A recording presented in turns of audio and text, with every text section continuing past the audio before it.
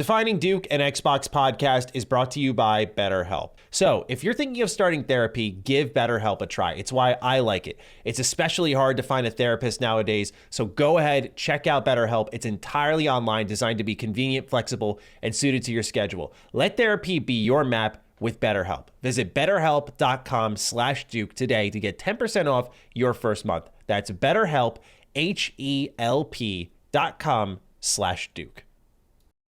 Defining Duke, an Xbox podcast, is brought to you by, well, you.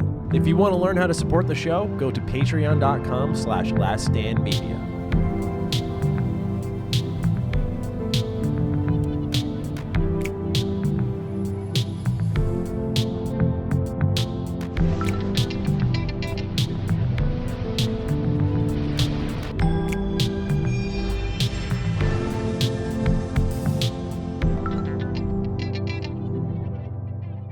Salutations, everybody. It is Maddie here today, and welcome to episode 132 of Defining Duke, an Xbox podcast. Today, I am joined by Commander of the Iron Lords, where the General has ordered to have everyone hold the line, stand down. He's coming in, and he's probably coming in hot, I imagine, this week after everything that's transpired. Cog, how are you today, my friend? I'm good. I don't know if I'm going to be ready for this week, but this gentleman here, we know the clips are going to be real. Yeah, shout out to my cousin, King David. He's definitely what I call this period right now for the Xbox community. You ever see the movie The Matrix? You ever seen The Matrix? Yeah. All right. You remember when? I think it was like before the battle.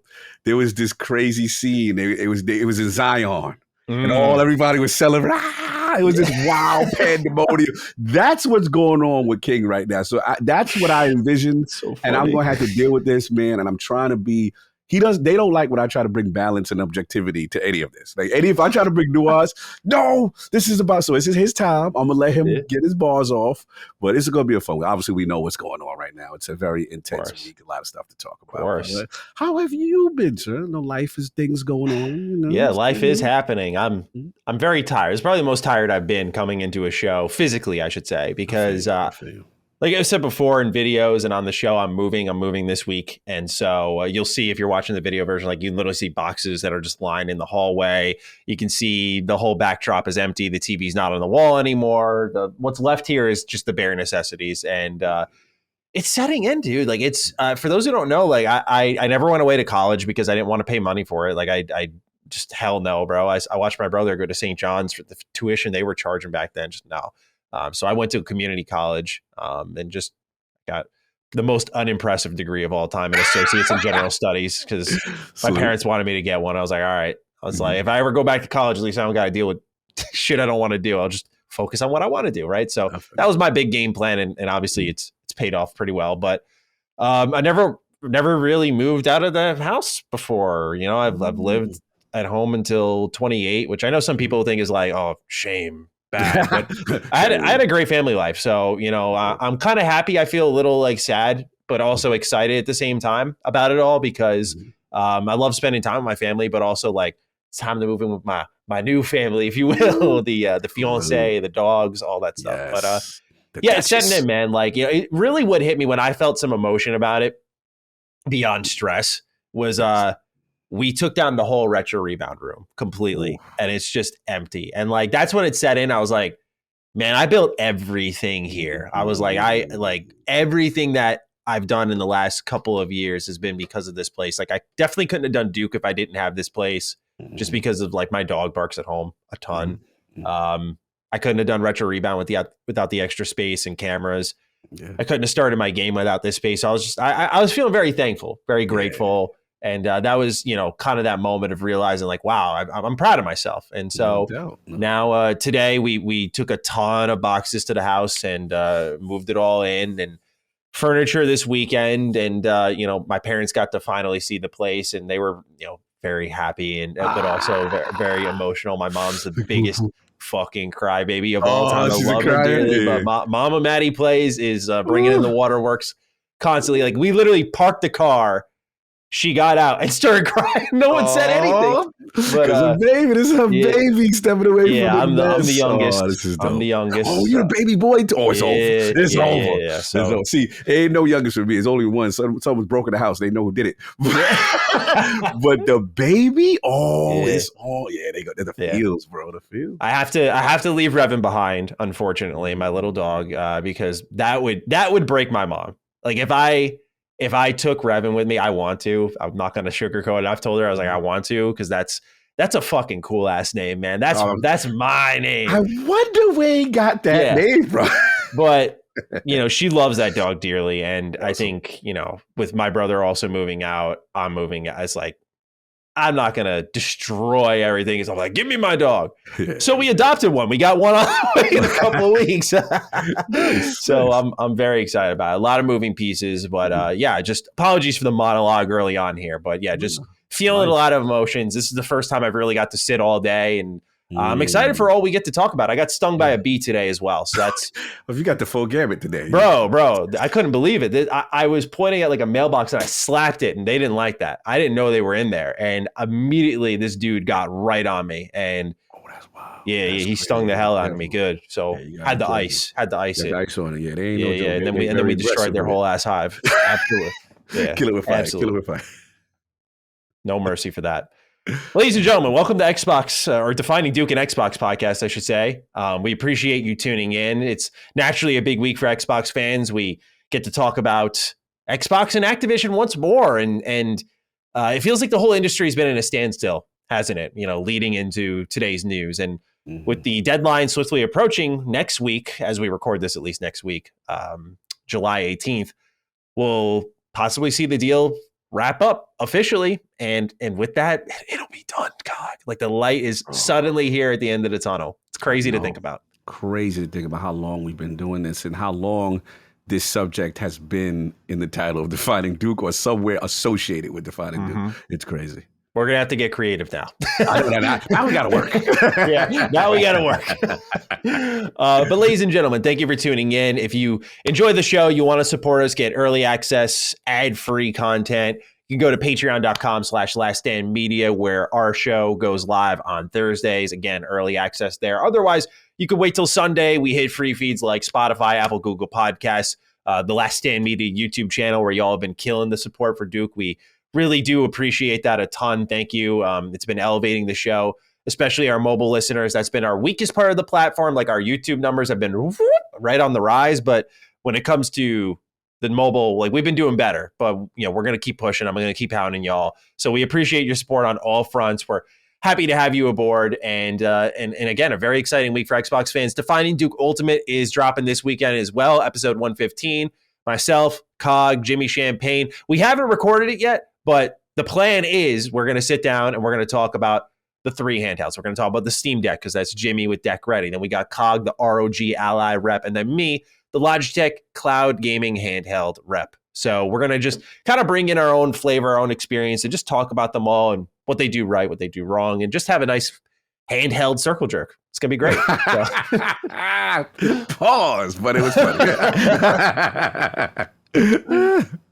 All right, we got a couple of reviews, Cog. We have three new reviews. Okay, not a bad number, but when I hounded you all last week, I would be lying if I said I was expecting a little bit more. Only three. So I'm going to ask for more than three this week. All right, more than three reviews. All right, come on, y'all. Let's go.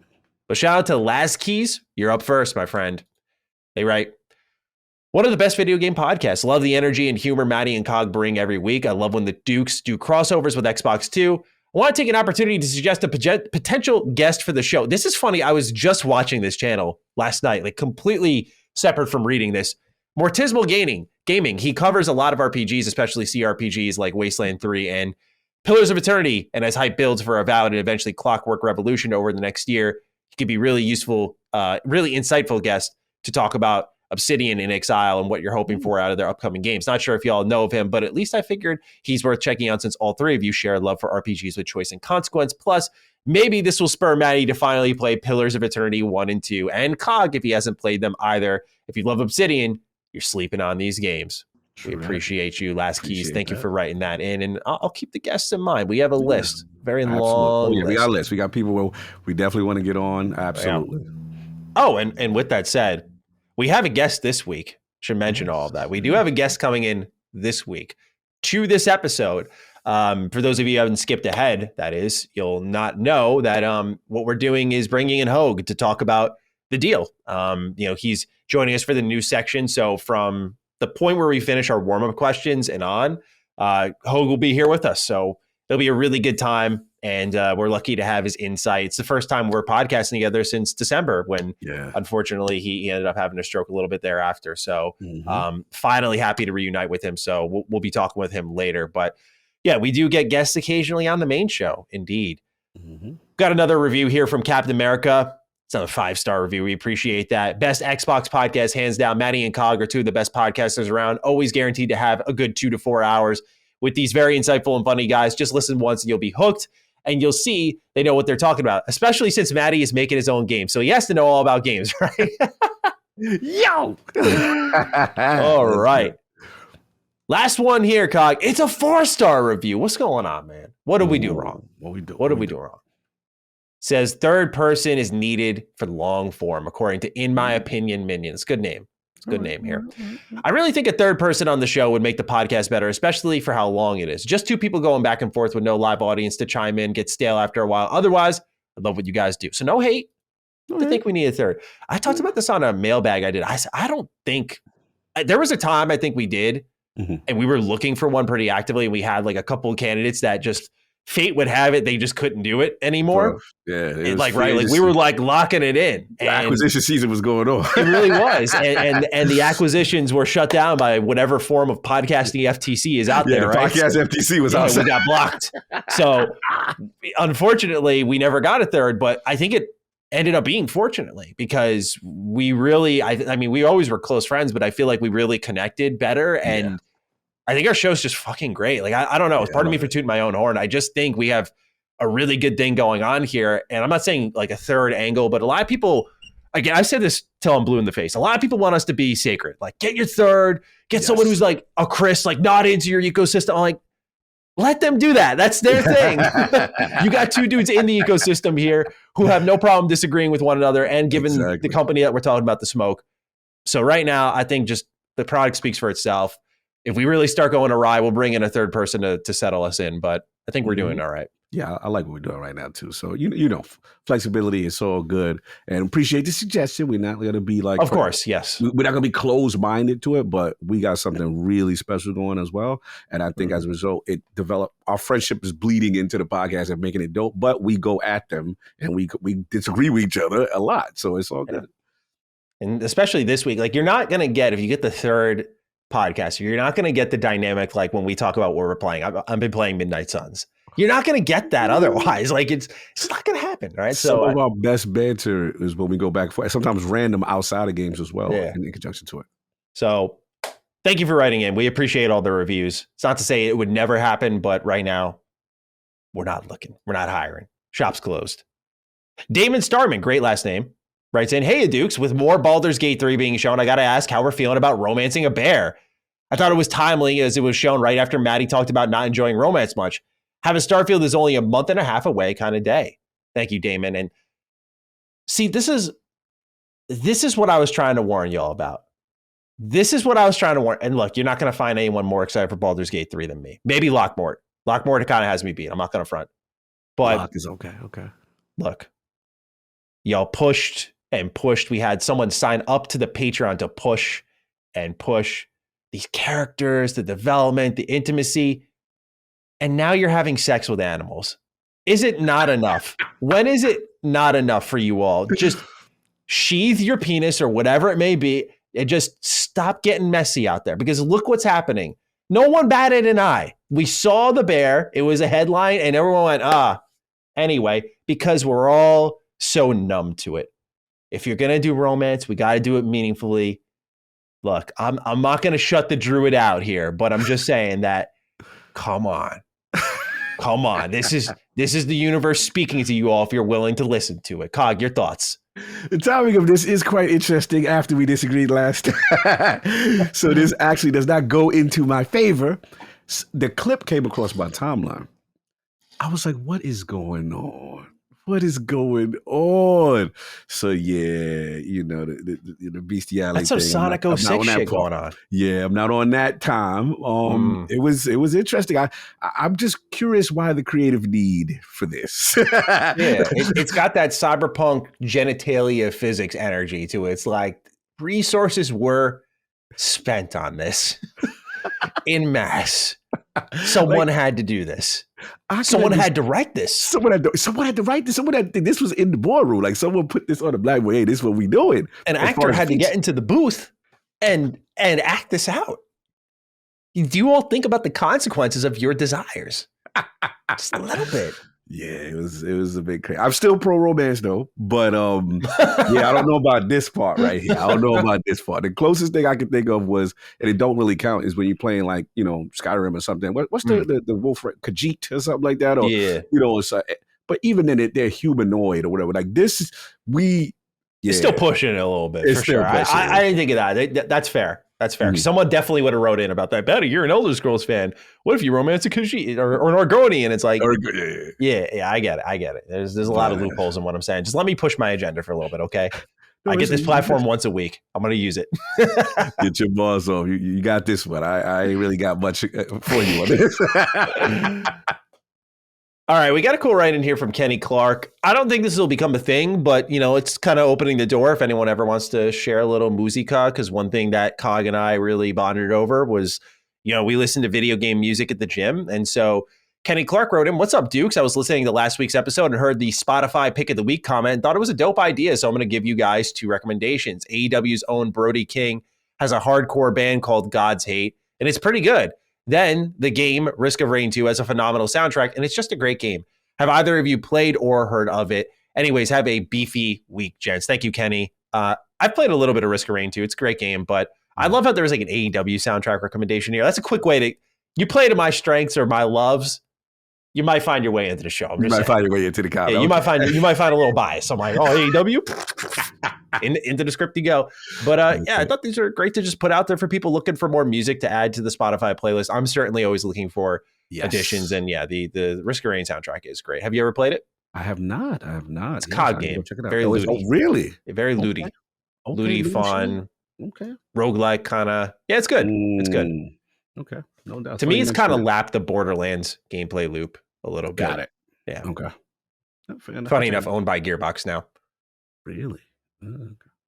Cog, I wanted to give you an opportunity, if you'd like to take the stage once more and just put this all to bed here. Animated wrote in saying, "Cog, salute your rebuttal to what Jaffe said last week was top notch. Thanks for keeping it real. Keep holding the line.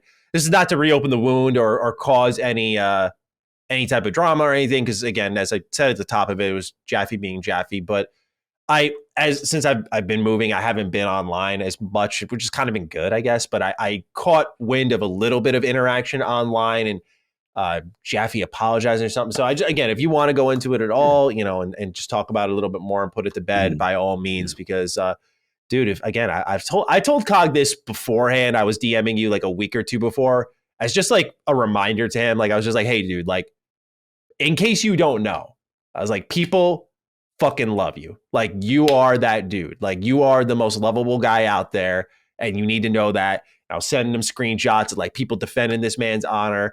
Like you are the most loved dude. So for this to kind of happen afterwards, where people are sword and shield out. Yeah.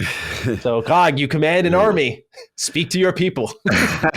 Look, man, first of all, shout out to you and Colin. I didn't get a chance to really say that last time when we brought the subject up, because I saw a little conversation of, hey man, why didn't hold Cog down? That kind of energy. And, off the record, I will say it, even though you're not obligated, but you were like, hey man, I want to give you the opportunity because, there were certain things we didn't, kind of felt blindsided by the situation. And shout out to you because you had my back, from day one. You had my back with the situation, allowing me to, to tell me what happened and then obviously rebut. And then as far as Colin, I want to shout him out too, because I'm not going to put the specifics of what we talked about, but he did some things behind the scenes that I really appreciate. Colin, you're a Cobra Commander. You're a real one.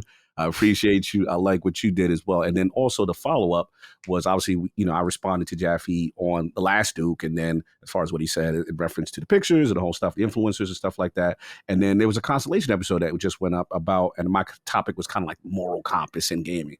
And Gene Park was on it, Colin was on it, and some really important discussion happened. And it was really cool just in terms of, Colin's own history as far as Sacred, how he started and his interactions and things like that. So a lot of stuff came out. And then Gene Park also referenced to journalism and what we should do, and also on the individual, right? So it was a beautiful discussion. So again, shout out to Jaffe. I know my army was on him, you know what I'm saying? And look, the goons were outside. They were not happy. Obviously I've been doing this a long time, and people who know me, I take pictures with everyone. Shout out to a lot of people, Sajitsu Sage, your baby father, a bunch of people who've seen me might come up before ILP. And one of COG things is like, here's Mark Cerny, here's Corey Barlog. I have all of that. I've been doing this for a long, long time, even before the podcast started. But I want to shout Jaffe out too, because we had a good conversation behind the scenes as men. And I thought that was beautiful because, again, even though I didn't agree with his point, I understood where his concern came from. Sure. And I thought that was legitimate. What he's talking about was, a valid point. All I'm saying is the individual, my history, and then obviously, what ILP and the Lords were built on, celebrating people, doing all that good stuff. So we had a great discussion. And, I'll keep the details of that behind the scenes.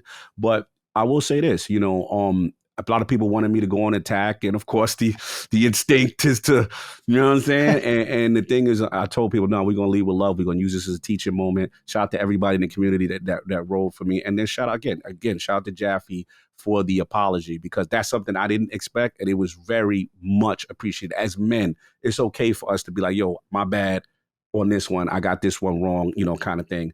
And that's it. And, we're going to move forward. But I just want to say thank everybody, because y'all had me tear up on Sunday. Like, y'all really, it's one thing for you to tell me, Matty, yo, people love you, bro. Like, but to see it in that level really was humbling and overwhelming. And it just shows like you could be a good person. You don't have to be disrespectful, and you can still win. And that's what meant the most to me. So salute to the Duke, salute to the ILP, salute to the Realm. That was love. I love that. Nothing else to add on to that. That's beautiful, man. So I'm glad everything ended up well. And yeah, again, I just want to make sure we also, it's important we protect you, but I do want to protect Jaffe a little bit, that there's, we don't want anyone to go out and attack him. He's not an enemy. I don't think he was trying to vilify COG. And I can take even any type of blame on that if I didn't get to see Jaffe's reply or what he said online. I just know he did apologize, but there's also the possibility if I paraphrased him incorrectly or misstated his point, because it was kind of leading into just letting COG say his piece under the assumption he had heard it. So it was one of those things where, I just want to make sure I take my part of the responsibility and all that if I accidentally fanned the flames on it all. No, not at all. You were good. And then in fairness, like I said, so it was good that I listened to it afterwards. And that's why I highly recommend the Constellation after, because that was the full context of me watching and stuff like that. But yeah, to your point, no, you're good, brother. You're good. Yeah. I appreciate the love from you. Yeah. Because people don't know, but I will swing for my friends. But like in a professional environment, there is that like, okay, I don't want to swing here, especially like, Jaffe, like I just know how he is. I know he doesn't mean any, we talked extensively before and after. It's not like I thought this guy, like it was like trying to shit on COG. Like he loves COG. So it was one of those things where it's surprising to hear people were like, oh man, he didn't have his back. I'm just like, that's perplexing. But, again, I think that comes to people wanting the fire start and they want you guys to fight. Yeah. They want that battle. They want that heat because a lot of people feed off it. A lot of people want that. That's all they want. So you handled it beautifully, bro. You handled it beautifully. Like no one could have done it better. No one could have done it better. Thank you, bro. You are an example to us all, might I add, because you know me. You know me. I fire. Go I fire. No doubt. So I'm still drawing those lines. Still drawing those boundaries. I respect it, brother. All right, y'all. Let's get into video games. I thought this one was really, really cool that 343 is doing this. So I wanted to give them some love at the top of our show. As part of 343's Project Dig site, they're unearthing cut content from Halo 1 Combat Evolved and Halo 2, alongside modders in order to add new content to Master Chief Collection on PC only. Keep that in mind, console users. This arrives in the form of dig site deliveries. The first are two maps, Indoor and Underground and Dusk and Abyss. The first map was actually created by Gearbox Software, and you can see them and learn more about them on 343's official website. But I thought this was really cool that they were doing this. It seems like there's this endless amount of content. They keep finding a way to add a little bit more to Master Chief Collection when probably years ago they could have just been like, yep, that's it. We're good. Moving on. Like, I was totally happy with it, but they just continue to pack it in. And I know this one's just for PC. Maybe they find a way to get it to consoles, but working with modders, like, this is the stuff I love to see devs doing, working with modders to make their game cool as hell. So I just wanted to shout them out here. This is awesome. We know 343 is really, since the launch of Master Chief Collection, turned it around and fixed that game. Mm-hmm. But I know typically when we talk about them, it's about the other Halo game that we beat up on quite a bit. So I wanted to make sure they got their roses here at the top of the show. Any thoughts on the dig site deliveries? No, that's dope. That's dope. I'm always a huge fan of like being able to get cut content back into a game. And look, Master Chief Collection, the turnaround has been tremendous. They actually pulled this thing off. This thing is, moving better than ever right now. Like, it's really doing its thing. But yeah, I love stuff like that. And yes, is it unfortunate that the console, community doesn't get it? Maybe from a technical standpoint, they can't implement that like that just because of the way that, it's open on PC. But I like that idea. So yeah, kudos to that. The fact it was Gearbox, like, that's kind of interesting. Yeah, right. There's a lot of history packed into it. So it's awesome that they're resurrecting it and doing it. So shout out to them on that. Yeah, that's dope. So this one kind of functions more as a clarification that I found to be important information for the audience. And it's in regards to Hi-Fi Rush. So John Johannes did a little bit of an interview, and he said that the game was undecided on platforms as it was being made prior to the acquisition. And once the takeover came into place, the console of choice became, we'll say, a lot more obvious. So Hi-Fi Rush was not originally one of those games like we've seen with others in the Xbox ecosystem that maybe had a PS5 SKU and they tore it away. But that this was solely an Xbox game from top to bottom, which is, I think, makes it a little bit more cool, a little more rewarding. Some people, I think, with the Bethesda games and how they've come out within these 3 years after the acquisition, are kind of a little hesitant to bite on it and be like, oh, that's ours, right? Like, it's like, we might be kind of like just buying it for ourselves more than actually like built from the ground up for us. So I thought this was a pretty interesting note here, and I know you've had the opportunity to speak with Mr. Johannes. So any thoughts on Hi-Fi Rush always being an Xbox exclusive? Yeah, I mean, he kind of iterated it to us as well, and it's just like, I don't know. I think, it's funny, like this kind of stuff, I get it. I get why people are interested in it, but then there's a part of me that doesn't like this type of discussion because there's a part of me that's like, there's this credit stealing. Like let's say if it wasn't, right?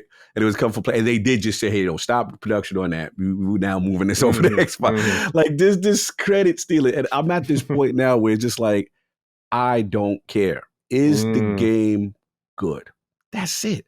Long as it wasn't the Red Force situation, I'm good. Yeah. The business part, this has been going on for a while. So that's the only thing. But don't get me wrong. This is good information to know regardless. But some people are really, they be zeroing in on this type of stuff. And, people want the credit, I guess. I don't know.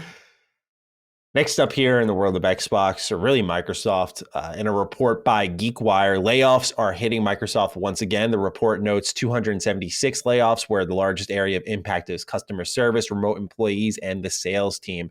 Here's Microsoft's statement on the matter to GeekWire. Quote, organizational and workforce adjustments are a necessary and regular part of managing our business. We will continue to prioritize and invest in strategic growth areas for our future and in support of our customers and partners, end quote. So pretty general stuff there, but just more layoffs hitting the company after they hit them earlier this year. So just something worth keeping track of, but best of luck to those who have unfortunately been laid off, and hopefully you all land on your feet in a place of comfort beyond Microsoft's walls.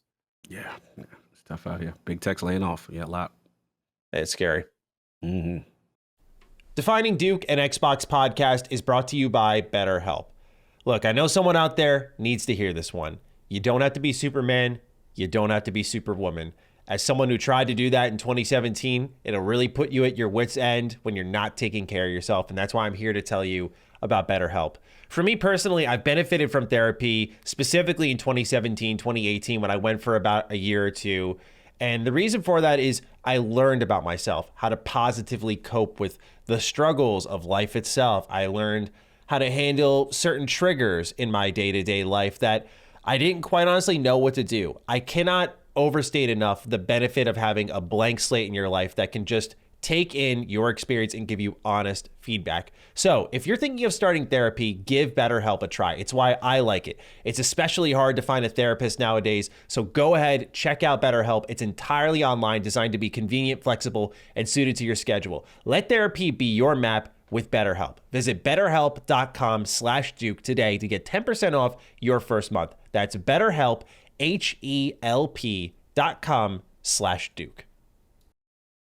All right, let's get into a little bit more tidbits here. We got some fun ones. AEW Fight Forever is getting a Stadium Stampede mode for free. And this is what I like to see. They're doing, I'll give them credit. If they get this type of support in, I told people in my review, I said, wait till like November and then like check again if it's worth it, because they'll probably be half price by that point with Black Friday and everything. And I'm hoping they'll add more updates like this. So for those who haven't seen it, it's like a 30-player battle royale in a stadium, and they're fighting like in the concession booth. They're riding horses around. They're like out on the field. It's a real match type they've done in the past for AEW, and it's awesome. Like, it's completely different. It's completely crazy. And I think this is great because for those who don't watch Retro Rebound, I did a video on SmackDown, Here Comes the Pain. What a game, dude. Like, I've never played it before, but what a game. You can jump off a helicopter and elbow drop someone through a car and the car blows up. You can ride a motorcycle and throw a dude into an electrical outlet. You could throw someone into a steaming shower. You can fight in the parking lot. Like, this game is off the chain. And I played that game because sometimes after reviews, I always like to just check myself, like rose tinted glasses, or was it really that bad? Moment. Right. Yeah. And I went in, I was like, no. Like, when it came to AEW, I was like, no, that just wasn't that dude. Like, wasn't it? But SmackDown Here Comes the Pain was a reminder of like what I cherished about those older, more arcadey, if you will, wrestling games. And if they keep adding stuff like this, great. I mean, there's so many. I mean, that's what I said in my review. I'm like, there's so many cool match types that AEW has that they're just not using in this game. And they're actually, I follow the global community manager on Twitter, who he typically hooks me up with the review codes for anything THQ does. And they're doing this very public sort of survey for AEW Fight Forever, where they're like making a spreadsheet that's visible and having people tally, like, here's what I want in this game. Nice. I love and feedback. Yeah, like that. He's not saying like, oh, this is guaranteed to be there. But I wrote in, I said, I want you to improve the road to the elite. Let me choose what belt I can challenge for. And so given that this is almost like a service game, it seems, they're going to keep pouring in some content. And so, I just wanted to shout out what they're doing, because while I wouldn't recommend the game still, you know, if they keep adding stuff like this, I'm sure I could down the stretch, because the wrestling itself wasn't bad, but really wasn't bad at all. It's just that the modes, it was a very barren product. So any thoughts on Stadium Stampede? No, this is dope. I like to hear stuff like this, because the thing that you said that really resonated, and Solve, who's a huge wrestling fan, you and Solve are like this with wrestling games, right? And he basically was like, he loved that core gameplay. He was really a big fan. I was like, did they nail that? And for us, that's a strong thing, because I'm a big wrestling game fan from back in the day as well. So this gives me hope that even at worst case scenario, if they still add things, but they don't fix the career mode and stuff that you want, the vibe I'm getting is this is that core foundation that could potentially set up the sequel with now. And now I love that they're doing the feedback. They tallying up what people are wanting. That's good, because they're smaller. We got to be honest. They're smaller. So we got to see how that goes. But now I like stuff like this. So I'm pulling for them, man. I'm pulling for them. We need a competitor in that space. Competition is good. I agree. IO Interactive has opened a new studio in Brighton, UK, thus bringing development of Project 007 to the region.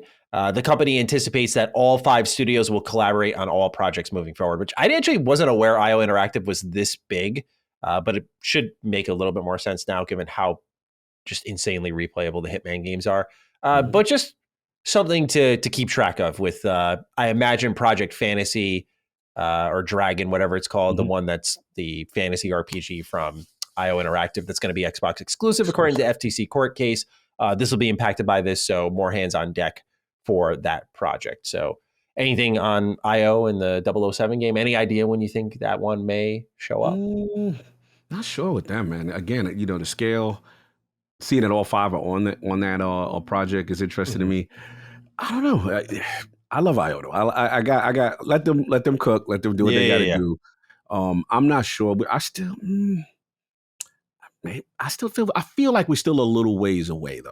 I still feel like we're not, so we still got a while. That's my. I can't get Hitman 3 was only a couple years ago, so I still feel like we're a little bit. So we'll see. Whenever they show up, I can't wait. Yeah, I can't wait. Hitman 3 is so good. It's my game of the year in 2021. So good. So good. Yes. Square Enix is considering remastering more old games following the success of Pixel Remaster, which sold a couple of million copies already, which is not surprising. I mean, there's a lot of love for those games, but this is wonderful because I just know they're going to find a way to do this HD 2D Chrono Trigger. They have to do it. They have to do it. The fact that they brought back Chrono Cross and Trigger's just sitting there, I define it a bit like Carrick and I always said this when we did Hammer Radio podcast together, is Ubisoft just had this ace sitting up their sleeve in Assassin's Creed Japan. And I think that Ghost of Tsushima took some wind out of those sails, but still, people always wanted AC Japan. Like that's been the place to go forever. And Carrick's like, the reason they're not doing it is because, look, when they're in a pretty rough spot, they're going to pull it out. And we're actually going to talk about it in a little bit because there's rumors that it may be coming next year. And I think much of the same here with Square Enix. Like, oh, we're in trouble. Oh, Forspoken didn't sell well, and Avengers was cratering. Yo, Chrono Trigger remake, like the HD 2D. I feel like they got to be holding on to it for something like that. But are you excited for more Pixel remasters or whatever classic game remasters? Are there any that come to mind from Square Enix that you'd like to see? Chrono, that was the only one I missed, man. That for sure, like that needs to happen. And I just love the way, shout out Happy Born Day to my last word co-host, Ibantis.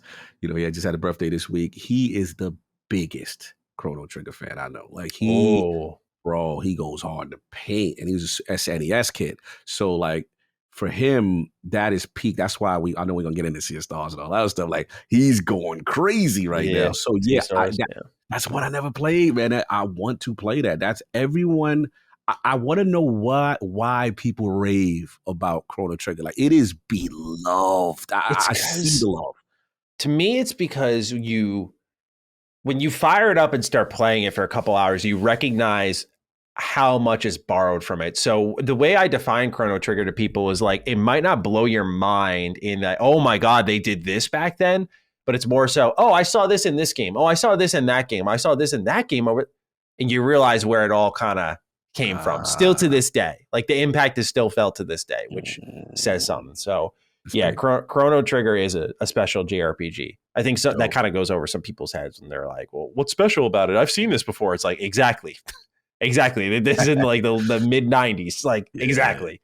They set the trend. They said, okay, that's what's up. That's what's up.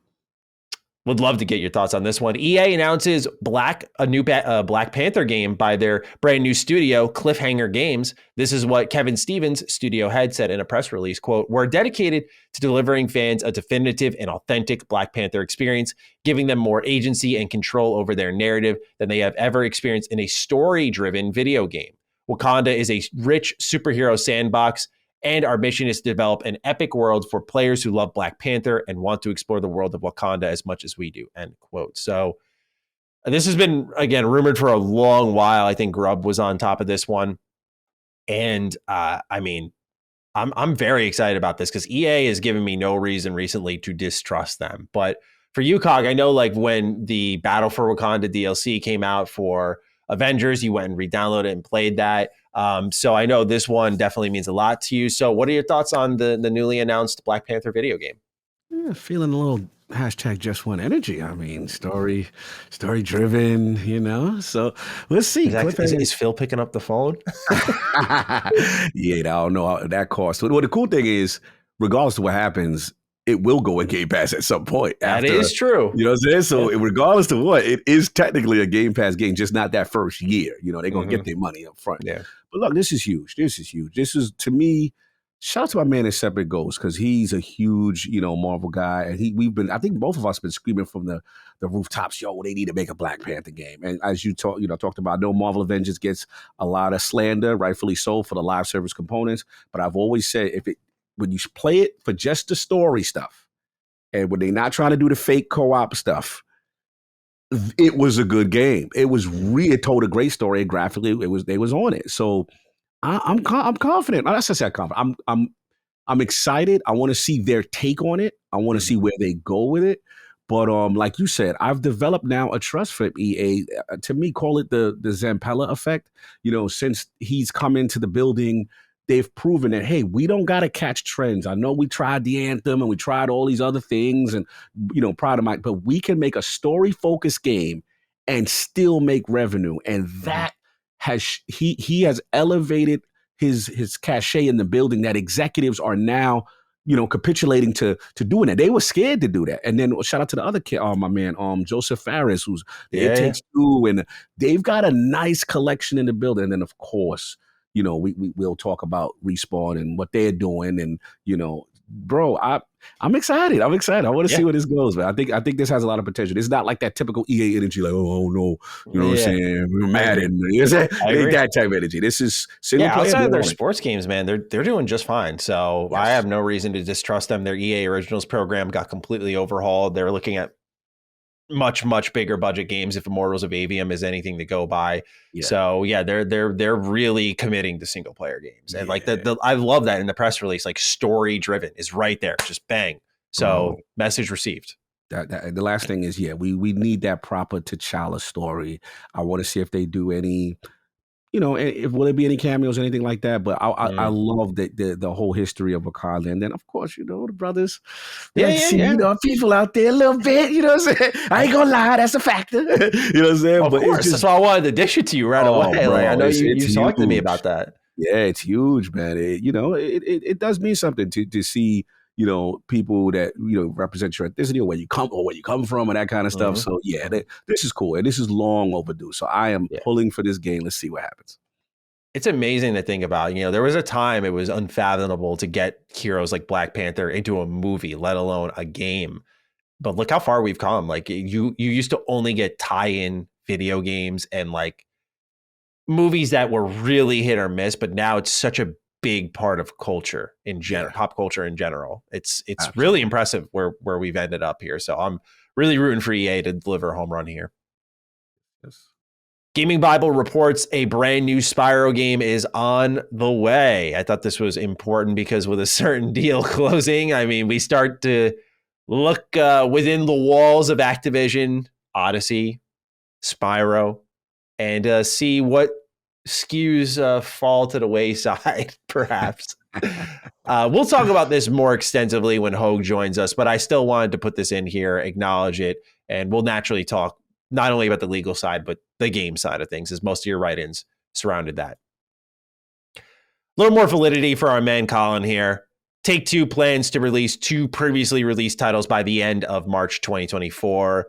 Right now, the rumor is that Red Dead Redemption is making a comeback with some type of announcement in August. So we'll keep our eyes peeled for that one, but not much longer now. And I do wonder what the other game might be from Take-Two on that. But nonetheless, excited to see what they're doing here. And God bless if it's the GTA trilogy team working on Red Dead. But just wanted to throw that in there as a little more validity. Anything you wanted to toss in on top of that? Yeah, Colin was on it, man. This was one that came through. They're gonna bring out these releases and let's get some Red Dead 1 action. Let's see what's going on. Yes, sir. 2 more left here. Star Wars Jedi Survivor has a naturally sequel in the works, according to job listings already posted on Respawn. So, I mean, I think given it's Star Wars, this is always going to be a trilogy. And when you look at how Survivor ends, you can definitely feel there's more story to be told. So I am very excited. I know a lot of people had conflicting issues with Survivor and performance. Mine worked just fine. And that game, man, I feel bad for people who didn't get to experience that game in a proper state, or a functioning state, I should say, because holy hell, what a video game. It's so friggin' good, like, especially on a story front, one of the best Star Wars stories you can have. Like, it's so good. So I cannot wait for what I imagine will be the conclusion to a trilogy. Yeah, they're sitting on a gold mine with this, man. Yeah.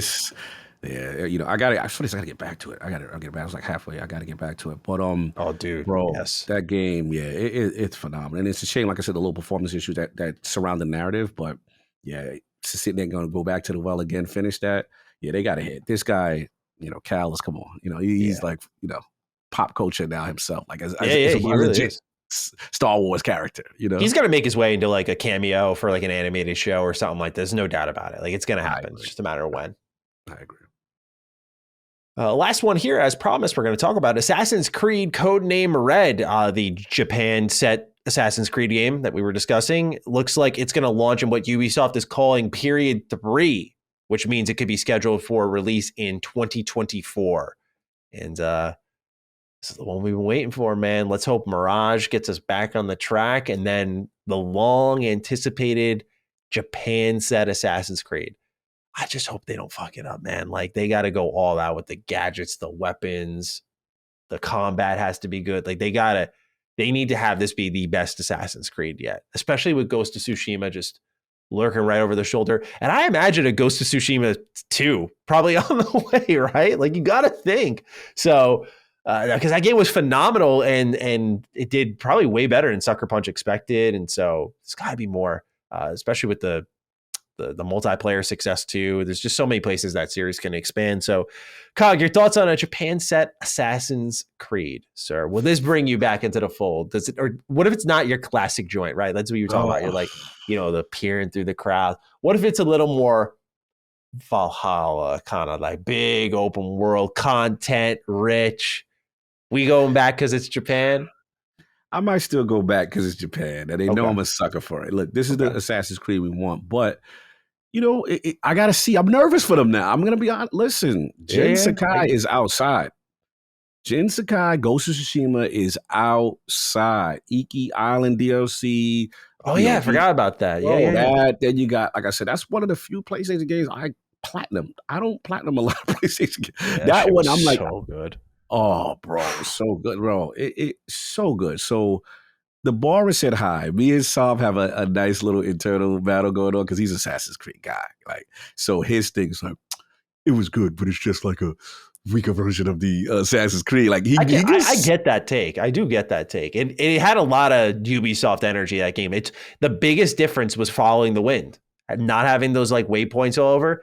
That was the biggest difference. And the activities in the world were different from any open world game we've really seen. Bro. And because the combat was very different from most open world games, like that's one of my favorite PlayStation exclusives, man. Like I want Sucker Punch to go back to Sly Cooper. I know they already said that they're not doing that, which fuck them for that. But because the thing is, they were snobby about it. You know what? They were like, and no one else is working on it either. I'm like, okay, dude. Okay.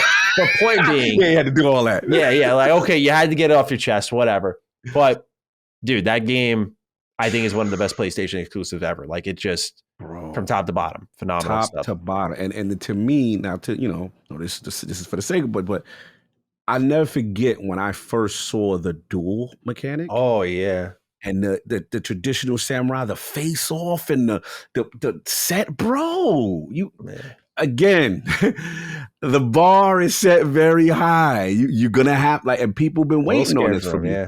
Yeah, so we're gonna see. Obviously I'm rocking with it. Even if it's the version, I'm still gonna play. I know I'm gonna play it. Yeah. So even if it's not the version of Valhalla style, you know what I'm saying? I get Mirage as the one I like. But we'll see. I'm pulling for them. We'll see what happens. But yeah, Jin Sakai set the bar high. Yeah, better get in the lab. You better do your research. Absolutely. So with that, Cog, that's a little bit of news. And now it's time to talk about what games we are playing. Sir, you have a much longer list than I, so why don't you go first? Kind of stuck in a rut right now. I thought, beat Diablo. I'm good. You know what I'm saying? Like, on to the next. And I was probably going to fire up Final Fantasy 16 and try to get rocking with you guys. Then the homies are like, yo, you have to. Now that you beat this, you got to do this dungeon. You got to unlock the Paragon. You got the same type of friends as me. They immediately try to cuff you to new games when you're free. They're like, all right, bro, it's time for... My friend was trying to get me into Trackmania, which is kind of a fun game, but I was like, bro, Trackmania? Like, come on. So they do it. They not trying to let me go in Diablo. And I'm just like, look all the stuff you could do now. Look. And I'm just like, all right. And it's my addiction is build crafting. I see it. Like, as a Destiny fan that doesn't have a lot of it, that's my little minutia that keeps me going, even when Destiny is in quote unquote down periods. I love build. I love synergies. And now I'm, the imprints and what you call the unique items, and it starts to, and I'm caught again, and I'm like, damn it. Yeah. So the Nightmare Dungeon went down. And, now I'm like, so it's been this, and then this has been a problem. I could literally boom. All right. Because here, audio listeners, that's the ROG ally. ROG ally. So it's so easy. I fire a battle net. I could do a quick little grind right here, do a couple side quests, and it's keeping me in. So I'm just like, damn, Final Fantasy, I'm sorry. I thought I'd be done with Diablo. I'm still here. So Diablo is still in the mix. As far as, speaking of in the right, I'm still in the mix with something that's still not. The Rocket Blade Point got me again. The ally runs... it's on PC Game Pass. It runs phenomenally. Here's the thing. Remember, it's funny is I kind of spoke it into existence last Defining Duke. I said the problem right now with the Rocket Blade Point, as great as it is, live service, and I got to be real. We're going to talk about Call of Duty and the ramifications of it being on multiple platforms. I was starting to see that player count. And I was like, you know what I'm saying? Some of the lobbies take a little longer to get in, right? Yeah. Then one of the best modes, the PvE mode, the countdown joint, showdown, now I guess they moved everything to, you could only access this on the weekend, Friday, Saturday, Sunday. Yeah, so I'm like, it's little, bro, that's what I was getting annoyed. I'm like, this game is so good, but clearly the player count now is starting to be a problem because it's majority, it's just the PC and then obviously Xbox. So now they literally at the request, so they got to do something. They had the big stream. It's now free to play. Huge. Oh, okay. Huge. So not only the Game Pass thing we got going on, shout out to the cops. They're excited. We got that. Believe it or not. Oh yeah. Oh, okay, good. Yeah, they pop it off right now. It's like the Rockers outside. Right? So they got that.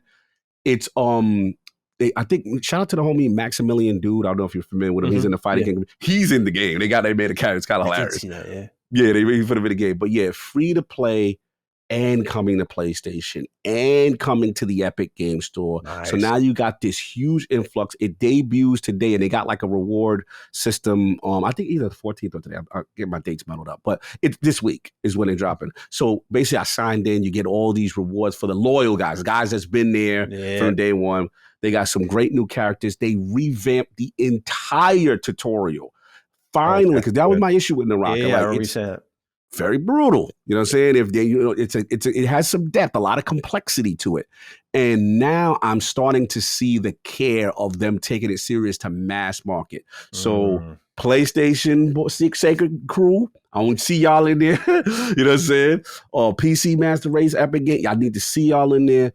This game, so I'm hyped, and they got a lot of new content coming. So that's been still going on, and it's a quick. What I love about it, it's a quick in and out. I could get in, boom, knock some stuff out. So got that, and then of course my other forever game is Destiny. They dropped one of the coolest. One thing Bungie does really well is side quests and exotic quests and secret quests, I should say. They haven't done them in a long time. These are these little missions you do, and you do a sequence that kind of veers you off a off beaten path. And this one is really done well. You get this exotic scout rifle. It gives you extreme lore. They're doing this stuff where they're telling this great story in the seasonal content that wasn't in Lightfall, that everybody's all like, oh, why wasn't this in Lightfall? We thought it'd be cooler, to withhold and reveal it over time. Like, it is a big controversy in the community right now. They are not happy with this style. Because basically it's kind of paywalling the narrative that you should have put in the damn expansion. So yeah, and the sad thing is it's actually really good narrative. And for the most part, things are making itself. So salute to that quest. It's very hard. And the last thing I'll say is one of the best parts of Destiny Secret Quests are when they do timed, where it's extremely difficult. You got to work like a compact unit of 3. And this thing, it's an excellent quest. Finding these enemies in this big kind of arena. Everybody had to point them out. Getting this buff. All three then come to the center. The mechanics are top notch. Bungie. They did their thing. But again, the story reveal stuff being revealed the way it is. But that's what I've been playing. I'm kind of in that rut right now. The 3 games I just can't get away from. They all got their claws in you, man. Be careful. You're one live service game away from never playing single player again. I got to be careful. Yeah, very close, sir. All right. So for me, we'll start off with a write-in here. Expert B writes in, hello, Double M and Triple C. With Steam Summer Sale, I grabbed Midnight Suns, and now I understand why half my Twitter timeline is COG talking with people about it. The combat is fire, and the dialogue is hilarious. 40 hours flew by for me. Maddie, please play it. Give us a spoiler cast. Thanks, as always, for the fantastic show. Thank you for writing in, Expert B. I don't think we'll be doing a spoiler cast, but I have been playing Midnight Suns. I delivered on my promise immediately, might I add, for those of you who attempted to come for my throat when I waited an extensive period of time on Yakuza as I was playing my Trails games, which you all know mean so much to me. So after finishing Final Fantasy 16, or not 16, sorry. After I finished, what was the game that I finished recently? Trails into Reverie. Sorry, mixing up my JRPGs, crossing the wires here. After I finished these games up, though, I had this time. As I told COG last week, I said, it's time to try this game out. See what my man's been talking about for so long. Now, I feel like this is going to turn into a bit of like a Q&A. Like you're going to fire away to me on things that I may not address immediately. But I got about 16 hours in already, and I started on Sunday. Okay. So it's Wednesday. So we're at like a 5-hour a night ratio, which I think tells you all you need to hear, which is I have been enjoying this game a lot. It's very good. What I will say is I don't think I'm as crazy about the Abbey mode as I thought I would be. The Abbey has yet to win me over. It feels very clunky, convoluted, messy. And yeah, you were right. Like the visuals are significantly worse. Dude, the biceps on some of these dudes. Oh my God. Deadpool, Steve Rogers, just they're like, what's up, bro? Just complete friggin' meatheads. It's comical. Where do you see Venom? And some of the writing, so the first hour, COG, I was scared because I'm like, no, I can't come into DD like this. I can't. The first hour, I'm just like, this is Marvel's status quo writing, but fucking worse and just constant. It was like, I was like, no, man, no. Either I got used to it or it got better. In some areas, I think it got better. I think I just typically got used to it. But that aside, those are my like main critiques. We'll field them in a moment. I love this combat. Oh, the impact it has. Like when you're the environmental interaction is what got me. Is using the whip with the hunter and pulling a dude into an explosive barrel. And it's not just katoosh. It's like boom, boom, boom. And you see debris flying around. Yeah, you hear the commentary like K-O. I'm like, I like that. That's immediately what I was like, I like that a lot. The builds that they have across all these heroes are unique. I don't like Hunter really at all. You went male or female Hunter? I went male. Okay. I don't like him. I don't. He feels so. He does not belong. Like I don't know how else to put it. Like these people are venting to him. I'm like, why are you venting to this stone wall of a character? This dude. Maybe that's the comedy of it, but to me, I'm just like I want to connect, but I'm just not. So I don't like the MC at all. So when I'm firing up my main missions, that dude's not a part of the team most times. You don't even bring that. He doesn't come. He doesn't come unless he has to. So, unless he's for damn man. Yeah. So not really a fan of the MC, but dude, like some and sorry. I know I sound like I'm complaining a lot, but I had to make all these adjustments. I knew this was coming. I knew this. That's what I was waiting for. I was like, I'm scared. Sorry. Let's go. Thank God for the skins in this game, dude. Thank God I bought the DLC because there's characters like Captain Marvel, Niku Minoru, Doctor Strange, who just look so bad. I just don't like how they've depicted you, is how I would put it. And a lot of these characters look very funky. And thank God for the skins, man. Thank God. Unfortunately, you can only change the outfit in the Abbey, you can't change like the haircut and whatnot. I'm like, man, Right. that'd have been amazing. But I digress. My last little nitpick there. Yeah, the XCOM flow is definitely there. Like you can see little bits of it when like the Hydra soldiers kind of run into combat. It reminds me of the soldiers running into cover. You know, I love how many different missions there are. That was something that really stood out to me, where it's like, oh, you know, protect the Hydra agent or capture them or collect the cargo, and they're blocked by a guy with a shield. I don't know if you agree with this. Do you think sometimes the challenge, if you will, is like a little cheap in Midnight Suns? Like the way they every round reinforcements incoming, reinforce. I'm like, yo, come on. Like I've wiped them out. And some of these fights go on too long, not because they're tough, but I'm just like, okay, like I'm just like picking them out piece by piece. Some of them are instant kills. Even when I'm using like my quick cards and whatnot, I'm just like, man, like why are you guys just pouring it on when I'm clearly going to beat this fight soon, but you're adding like 10 minutes to it just by reinforcements incoming, reinforcements incoming. It's constant. You ain't seen that. So do you feel that way, that sometimes the challenge, if you will, is a little cheap? It gets intense because there's sometimes where I'm just like, okay, they're clearly trying to make this overwhelming, you know, odds mechanic going on. And there are times when it's like, man, like I didn't, you know, this is what I learned about it. I would say that at first I was getting annoyed with that. But then once I started to look at who they're focusing on and made that my priority, then it started to open up, and it wasn't becoming as much of a challenge for me. But I understand the annoyance on that. I could understand a nitpick on that and say, you know what, they're doing a lot there. So, yeah, man. I mean, I want you to continue because, yeah, I know what you mean. Like, the key for me though is like, again, that focus. Are they going to all attack Deadpool? Are they all going to attack, you know, and then those missions where sometimes you have to protect something and they're going to go damage something and go that kind of thing. But I know what you mean. Yeah. The game, they that's their way of ramping up difficulty by just keep bringing more people onto the battlefield. Yeah. They did a phenomenal job with some characters though. Like Blade is so cool in this game. That guy is a mainstay in my party.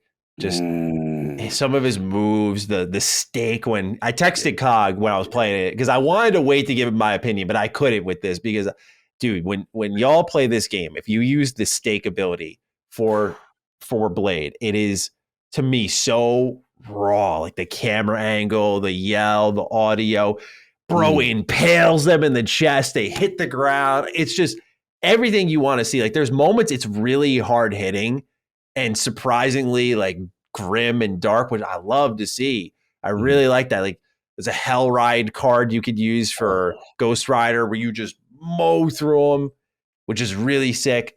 So there's a lot of stuff to love about this game. Other thing I wanted to get your thoughts on. Yeah, let's go. Do you feel like this may have been a free-to-play game at some point in time? Because here's why I say this.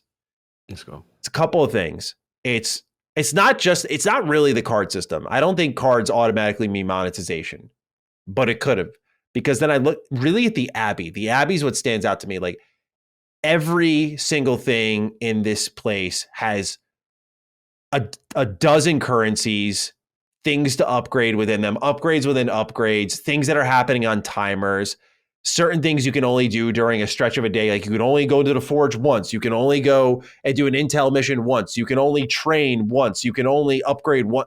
And then you do one mission and then you sleep and then it all happens again. And with the cards, like I was thinking if they salvaged it, they did a great job. But I noticed it with the currencies. I'm like, essence, credits, these intel points here. It's like very much freemium, even though it's not. It doesn't feel that way, so to speak, but it's almost like the skeleton was built to be that, and then they made something that was a more premium product on top of it. But I'm curious if you ever felt that way when going through, because you have more time in it than I. Yeah, I mean, I understand. You know what's funny? You mentioned that. I looked at it like it felt like two different development teams, right? Like the Abbey at first, I as a person who played NBA 2K, it gave me NBA 2K vibes where I run around like this area and it's kind of, I don't say live servicey, but it feels completely separate from the main combat when you're going out there and describing the combat with Blade and all that other stuff, where that's more of the XCOM sensibility. So it is interesting that, as far as the Nintendo Switch was supposed to get this game, and they eventually weren't able to they canceled, they wasn't able to come. So I do feel 2K has been known, you know what I'm saying? And I do feel, even though we had Jake on, and he would never probably say this part, 2K's tendrils to try. I'm actually surprised how less of monetization is actually in the game. Yeah. Because to me, you could have went open season with suits, and you could have went open season with really. So I'm going to personally attribute that to Jake pushing back. It's got to be, yeah, because it's ripe for the monetization. Like, it's all ready to happen. Mobile live service. If it's up to 2K, in my humble opinion, Jake's never said this. He admitted it because he was being mum on certain things. He was being respectful. He's being a bigger man on certain things. I was asking about that. My gut will say that because of his creative cachet, he was able to push back.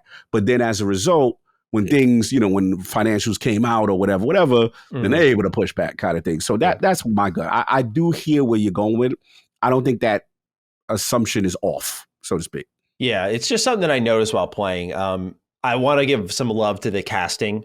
I think the voices, they got Yuri Lowenthal back for Spider-Man, which awesome. They got Steve Bloom for Wolverine, which is so great. Like, I love that. Just a lot of great like, no one sounds weird or off, but just a lot of great casting decisions across the board.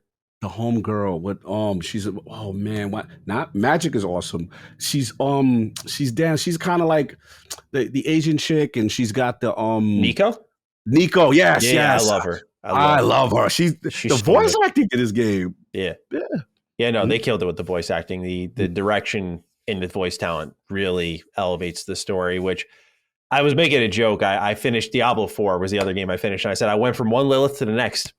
Yeah. I didn't realize that when you were talking about it. It's not the last time you mentioned that Lilith would be the main villain here. I do like when she visits you in your dreams and kind of speaks to you. I think it's in those moments the story's actually pretty good. Because right now we're cooking. Like, some things have happened with certain known characters, and there's some struggles going on. Like, Iron Man's really feeling some type of way about things, and going around talking, and he's like authentically pissed off. And I like the energy, how everyone's not just getting along, and most of this crew is kind of tired of each other, and at times it's a little fratty, but other times it's really good. So it's a game that is really strangely written, but I'm kind of learning to appreciate it. But yeah, the combat's really when I'm having the most fun. When I'm in those missions and I'm strategizing, I just love making all there. I don't really have a particular party I strictly run with. I love Captain Marvel. I love that, again, Saved by the Skins, because when they got that Full Metal outfit with the longer hair, I was like, that's it. That's the one. Oh, yeah. That's the one I want. The long absolutely. hair. I like long hair. Yeah. She looks awesome. And that made me like, it's so funny how then that warmed me up, because her abilities are so good. Like the tankiness, going binary. And all the block. Just get the block, the overshit. Yeah, bro. And then if you taunt and you put a counter on her, go ahead, hit her. Counter is some of the best mechanic. Like, it feels so overpowering when you have one. You set something up to get a counter, and then it's like, hit me, bang, bang, what? And especially with her, how much of a tank she is. Oh yeah, she hits so hard. Yeah, so that's when I started to appreciate it too. Is I was like, wow, everyone really has a specific role. Like Wolverine, lifesteal, kills a lot of enemies at once, or you could just target one enemy. Like, I didn't realize until last night. I had a move, I think it's Eviscerate, where you can target 4 enemies, but I used it on a boss and just did like 100 damage by just clawing her up. And I was like, oh, that's awesome. You can do that. The heroic combos. I love how you can shove enemies into your party members and they can just knock them up. There is a sense, like, the Abby starts to show its strengths when you see it in gameplay, because you start to feel like, oh, okay, like, we're training together. We're learning these moves together. And there's a lot of layers to it, no doubt about it. Like, it can be kind of overwhelming, quite frankly. That's why another reason I kind of got the mobile feel. I'm like, here's a new tutorial. Here's a new tutorial. Here's another tutorial. It's like really laying it on thick, quite frankly. And yeah, overall, just been enjoying it a lot. Nice. The game kind of lets you play however you want. Like, Spider-Man has his benefits, and if you use them right, you can kind of bring him into any fight. I like the XCOM vibes. Like if they get hurt or they get knocked out in a fight, it's like at first I'm like, oh, it's really easy to revive them, but then you see they're injured at the base, and you got to let them rest for a day. Otherwise, they'll start a battle with like 20% less health. So which forces you to use the roster. Yeah. You get to use the rest of the roster. The card building system isn't as much of a time sink as I thought it was going to be, in a good way, by the way. Like I like that I'm not just picking through 1,000,001 things after every mission. Like I've only sat down to really do it twice, which is awesome. Have you upgraded any cards to make them like a more powerful version so you can see? Okay, that's key. That's especially good. When you start liking cards, you see there's certain ones they add extra attributes when you do it. I'm telling you, your man, I'm gonna be real with you. Spider-Man, when used right, and he's one of the most powerful guys in the game. Opportunist on Spider-Man is so good. So good. Because it removes the heroism cost for any of those environmental attacks, which is the thing I forget on most turns. He's the one who reminds me to do it. Because most turns I'm like, all right, I used all my cards. Guess that's it. I'll end the turn. Every time it's like my brain goes, you forgot your environment moves. And now I'm watching my party just get the shit kicked out of them. I'm like, no, I should have done something. I could have hurt one of these guys. I love the balance of like some enemies just die in one hit no matter what you do to them. And then some have like HP, some have shields. Again, lots of layers here. Like it's a Matty game. Like it's kind of janky, but it's also very superhero. It's lots of tactics. It's got this weird Persona vibe to it, but like kind of in a very messy way. Yeah. Like it's wait till you got to talk chest naked out on the pool with somebody. Oh, dude, yeah. Me and Magic sat down in the pool and I was like, this is ridiculous. Like it's so ridiculous. You gotta laugh at it. Yeah, no, I like that stuff. Me too. We hosted a birthday party for Magic. She got really pissed off and left. That's where I stopped. I was like, wow. I was like, that's the thing. There's no like journal or quest log.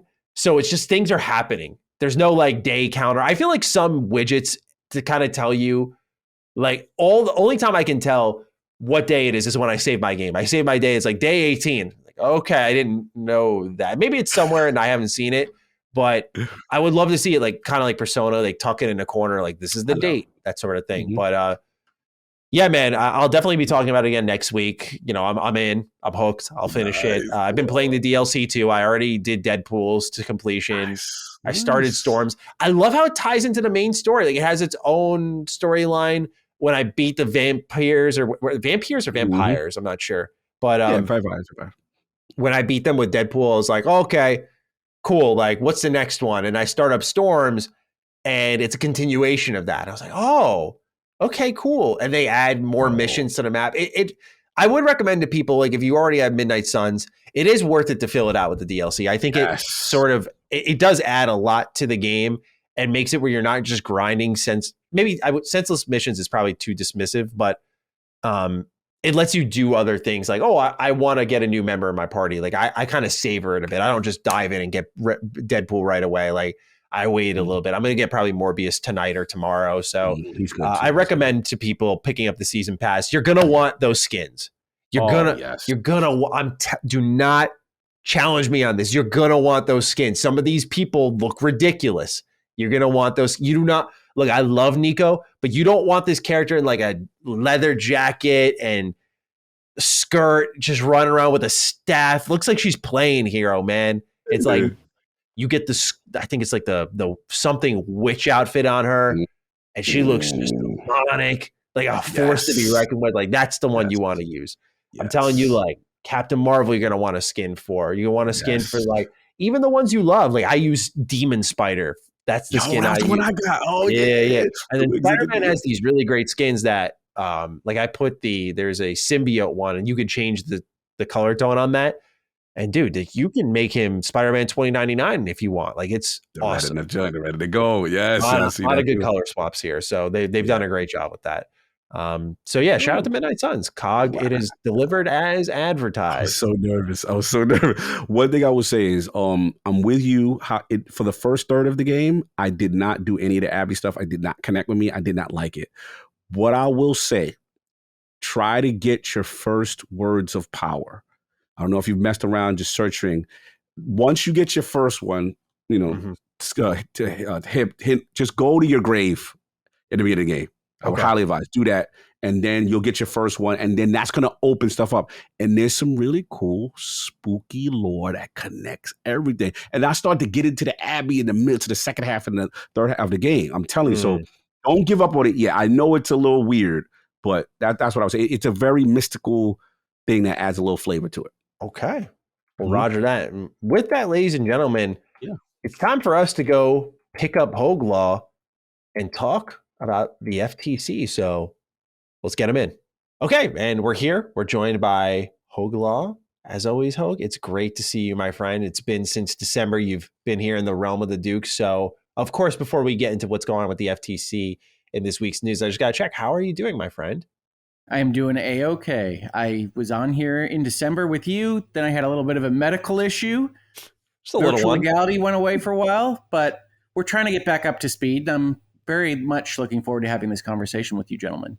Yeah, absolutely. Yes. Your timing couldn't have been better. The universe has really been working in the favor of the Dukes, right? Usually we get snake bitten by the news. That's always what happens. It comes after recording day. But not only were we really late with starting this episode, we're recording this right now at almost 8 p.m. And I was telling Hoeg to plan for an hour before this. But now we've learned that the FTC is moving to appeal the decision made by Judge Corley. We'll get into all that now. Let's read and then discuss both the legality of things and the fun video game part. It's finally happened. Since January of 2022, it's been an absolute bloodbath, but now we can finally see the light at the end of the tunnel when it comes to the Activision Blizzard deal, or so we think. With the FTC vying for a preliminary injunction that would effectively lead to the death of this deal, the two opposing forces did battle in court. In a ruling submitted by Judge Corley, here is the verdict. Quote, Microsoft's acquisition of Activision has been described as the largest in tech history. It deserves scrutiny. That scrutiny has paid off. Microsoft is committed in writing, in public, and in court to keep Call of Duty on PlayStation for 10 years on parity with Xbox. It made an agreement with Nintendo to bring Call of Duty to Switch, and it entered several agreements to, for the first time, bring Activision's content to several cloud gaming services. This court's responsibility in this case is narrow. It is to decide if, notwithstanding these current circumstances, the merger should be halted, perhaps even terminated, pending resolution of the FTC administrative action. For the reasons explained, the court finds the FTC has not shown a likelihood it will prevail on its claim this particular vertical merger in this specific industry may substantially lessen competition. To the contrary, the record evidence points to more consumer access to Call of Duty and other Activision content. The motion for a preliminary injunction is therefore denied. One particular comment of note in the release documentation from Judge Corley was this comment here. Quote, FTC's heavy reliance on Jim Ryan's testimony is unpersuasive, and Microsoft's Call of Duty deals for Nintendo Switch and cloud are perhaps bad for Sony, but good for Call of Duty gamers and future gamers, end quote. An FTC spokesperson had this to say on the decision, quote, we are disappointed in this outcome given the very clear threat this merger poses to open competition in cloud gaming subscription services and consoles. In the coming days, we'll be announcing our next step to continue our fight to preserve competition and protect consumers, end quote. Well, that next step is here. The FTC is appealing Judge Corley's ruling. Here is the report from outlet The Verge, which we are going to read verbatim, because again, we got this news hot off the press as we're recording this episode. So pardon me. Quote, now that the FTC is choosing to appeal Judge Corley's decision, the regulator needs the Ninth Circuit Court of Appeals to issue an emergency stay to extend the existing temporary restraining order that is set to expire at 11:59 p.m. Pacific time on Friday, July 14th. So by the time many of you are hearing this, that will have expired. We'll be on to the next step. It's not clear if the appeals court will even rule before the deal deadline of July 18th, potentially leaving the door open for Microsoft to close the Activision Blizzard deal on Monday or Tuesday without a restraining order in place. Microsoft still needs to resolve its issues with the UK's Competition and Markets Authority, aka the CMA, with its acquisition before it can close after the regulator blocked the deal on cloud concerns earlier this year. Both Microsoft and the CMA almost instantly announced they had agreed to pause their legal battles to negotiate with Judge Corley's ruling on Tuesday. In a surprise statement on Wednesday, the CMA then warned Microsoft's opportunity to restructure its deal could, quote, lead to a new merger investigation, end quote, and that talks between the regulator and Microsoft were still, quote, at an early stage, end quote. That runs contrary to a report from CNBC that claimed Microsoft and the CMA have agreed on a small divestiture to address the cloud gaming concerns. CNBC didn't expand on what the divestiture could involve, but such a scenario will likely explain or be specific to the UK and could involve changes to Microsoft's Xbox cloud gaming services in the region, end quote. So things have only progressed since this decision was made, as Xbox smells blood in the water, and as we just read here, Microsoft and the CMA, the UK's Competition and Market Authority, have agreed to pause their legal proceedings in order to negotiate once more. Here's what Microsoft President Brad Smith had to say about this following the decision. Quote, after today's court decision in the US, our focus now turns back to the UK. While we ultimately disagree with the CMA's concerns, we are considering how the transaction might be modified in order to address those concerns in a way that is acceptable to the CMA. In order to prioritize work on these proposals, Microsoft and Activision have agreed with the CMA that a stay of litigation in the UK would be in the public interest, and the parties have made a joint submission to the Competition Appeal Tribunal to this effect, end quote. The CMA has agreed to this according to a statement submitted to The Verge. Quote, we are ready to consider any proposals from Microsoft to restructure the transaction in a way that would address the concerns set out in our final report. So, gentlemen, quite a mouthful there. A lot of ways we can go about this. Naturally, I think we should, just by the sake of the new thing dropping in, talk a little bit about the appeal. Hoeg, I want to dish it to you first, and just get your 2 cents on the decision being made here. I know in your episode of Virtual Legality, which everyone should go check out on Hoeg Law, for the record, it's great. You paged through a lot of the documentation released there and Judge Corley's reasoning behind her decision. But what do you make of the appeal process now? And of course, the decision made to deny the preliminary injunction? Yeah, I mean, I think people might have seen, I was online, I was listening to the hearings, and I was talking to people who wanted to know what I thought would happen with respect to the preliminary injunction. And I had told folks that it was about 50-50. And the reason I had said that was not because I wasn't leaning towards no preliminary injunction being issued. I was, but because it's such a discretionary authority of the court. It is what we call an equitable power. It is a fact-based balancing test that the court engages in on its own. When we talk about a bench trial, that's essentially trying to read somebody's mind. And it means that when we're appealing something like that, whichever way it would have gone, it's a very difficult appeal to win. You have to go to the Court of Appeals and say there was an error of law, and not just an error of law, one that is so significant that it would change the outcome if the judge had gotten it right. We're not going to re-adjudicate the facts. The court found that the FTC lacked the facts necessary to prove an issue with the combination of these two companies. The Court of Appeals isn't really going to evaluate those facts the court found. They're going to evaluate the standards in law that the judge used to understand what those facts meant in connection with the Clayton Act, the act that prohibits monopolistic mergers, and this particular situation, right? That's why when you read the conclusion to the document, the opinion that says, in this particular situation, this vertical merger in this very dynamic industry, she calls it very dynamic in a different place in the opinion, this is not an issue, so I'm going to deny the injunction. She actually goes further than that, right? There are different ways to write a court opinion, and you could have had a court opinion that says, well, they could win, but I don't think it's fair to block this particular deal. It could have been a kind of weak sauce type of opinion. That is not what this is. This is the FTC did not prove any component of its case, even if I assume that their definition of the markets is correct. And in the section that you read, it even goes the opposite direction. It says, not only did the FTC not win, I think the pro-competitive effects of this deal are significant, right? That more gamers are going to have access to more things in places that they didn't have it before. So this is a significant, harsh loss for the Federal Trade Commission. And it doesn't surprise me that they've appealed because, honestly, the actions that they've taken in this deal with respect to Meta, where they got kicked out of federal court, and other places that we've seen, they're very agitated. They're very aggressive right now if a tech company is involved in one of these transactions. So they're trying to push this across the finish line. You know, Congress is having certain evaluations of the Federal Trade Commission as we speak. And so they're trying to have a success to put on their trophy wall. And it doesn't surprise me, but people should understand that the standard here is effectively harder than even the original case. Mm. The lawyers in my little cadre of commenters tend to say appeals are for losers, and that's the truth. Wow. You have to lose, but it's also you have to convince the Court of Appeals that it's not just harmless error, that the error is so significant that it would have changed the outcome. Now, I do think there's one area, I talked about this in my virtual legality video, that the judge probably should have spent a little bit more time on, and that is the cloud market. Right. So as I said, if you look at this opinion yourself, you'll see the court accepts without deciding that the FTC's proposed markets are correct. Because essentially, the more that she can give the FTC the benefit of the doubt and then still say, but you lose, it's helpful to the appeals protection process because there's nothing for the Court of Appeals to say, well, you can't argue about the market. She gave you the market. You can't argue about this. She gave you this. She gave the benefit of the doubt to the FTC, still found their arguments wanting, except for the cloud market argument. She basically just said because Microsoft entered into these various contracts with cloud providers, the FTC can't even bring this argument. She said the argument is foreclosed. And I commented on this in my video, but I'm not sure that's right.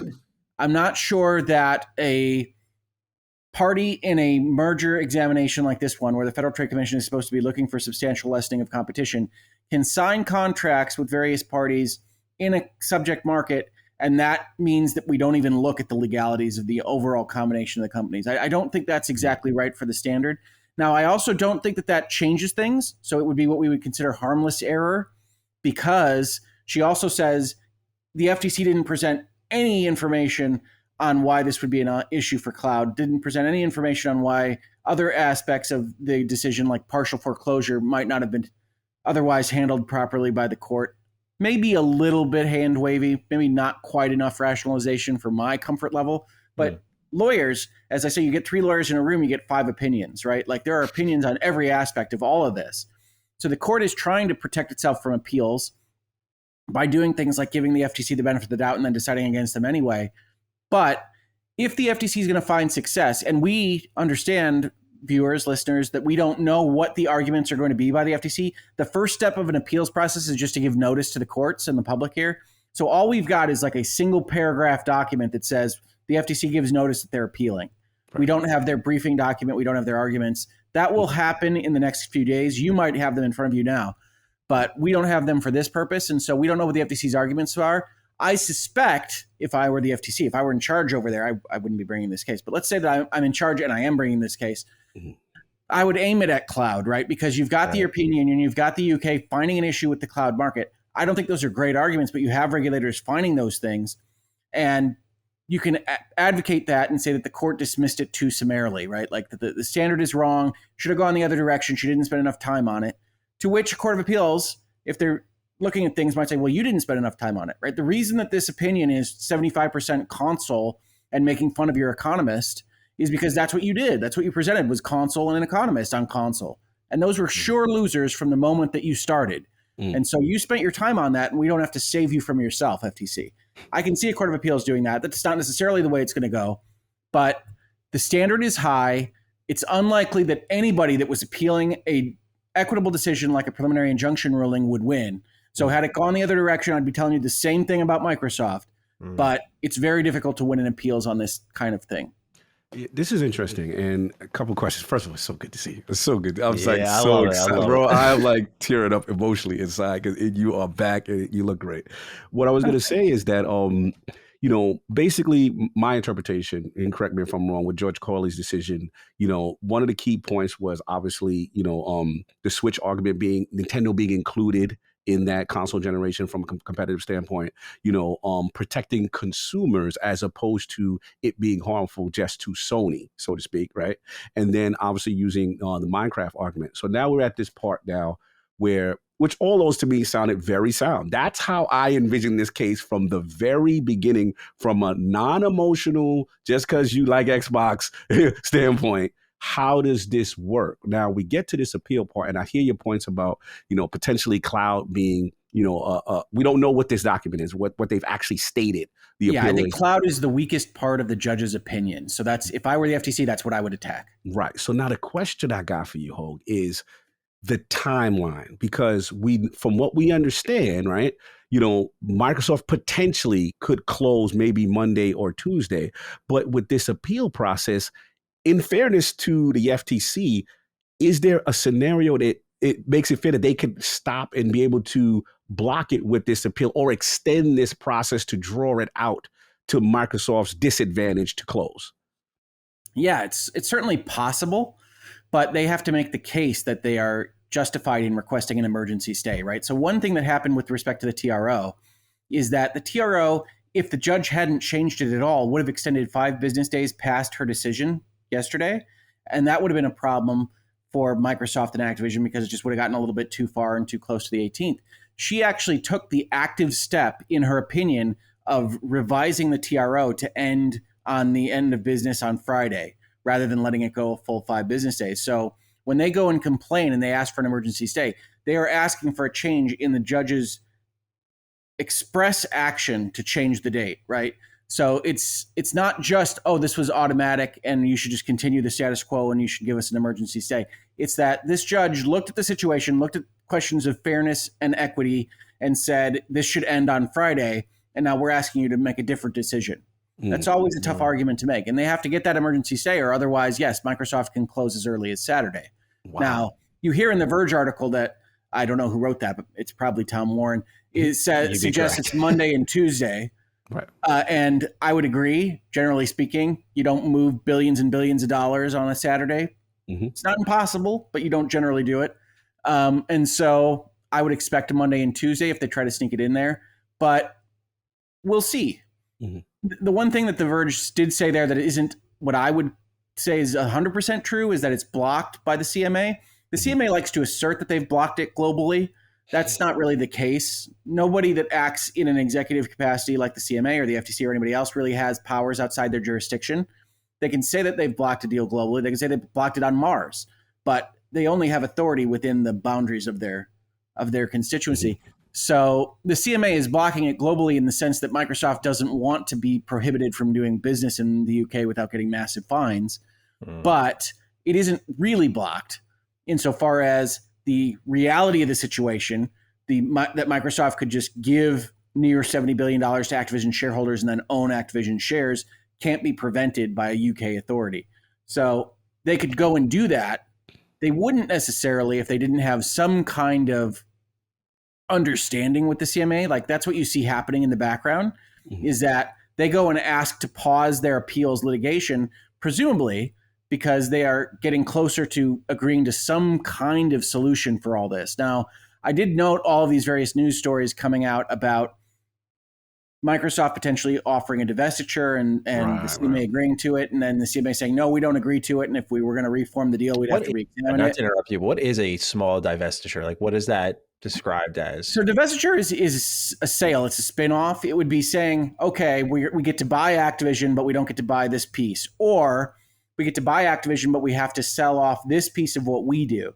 So since the CMA has argued that there's an issue with the cloud market, the presumption would be it would be something to do with cloud, right? That Xbox can't operate xCloud in the same way in the United Kingdom, or that Activision can't have this functionality that they would have a problem with, and that the CMA might be okay with. But I think the most important part of that story is that from the looks of it, from the outside, it looks like somebody at Microsoft or Activision leaked a little bit of information to the CNBC, and the CMA didn't like that at all, right? So like you have to kind of suss out, where's this information coming from? They said, well, we've offered a small divestiture and we think the CMA is going to accept it. CMA says, no, we haven't done that yet.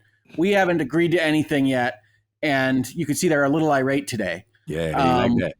Yeah. So I would say Microsoft wouldn't agree to just halt their appeals process in the UK unless they thought that there was some actual avenue of coming to an agreement with the CMA. Doesn't mean they're right, but it does suggest that there's a certain amount of positivity in the room there for that. And so I think that that's likely to move forward and ultimately come to a finale of some kind. So I think things are looking very positive for the deal to close in the relative near future. But there are legal things that have to be done here, including dealing with an FTC appeal. That, as The Verge correctly suggests, might not even be heard in time by the Ninth Circuit, because the Ninth Circuit is one of the busiest circuits in the country, and they don't get to things super fast. So in the event, again, if I'm the FTC, in the event you file this appeal and it is not done in time and Microsoft closes, Yeah. Then when you get to the point of appeal, is there anything they can do at that point?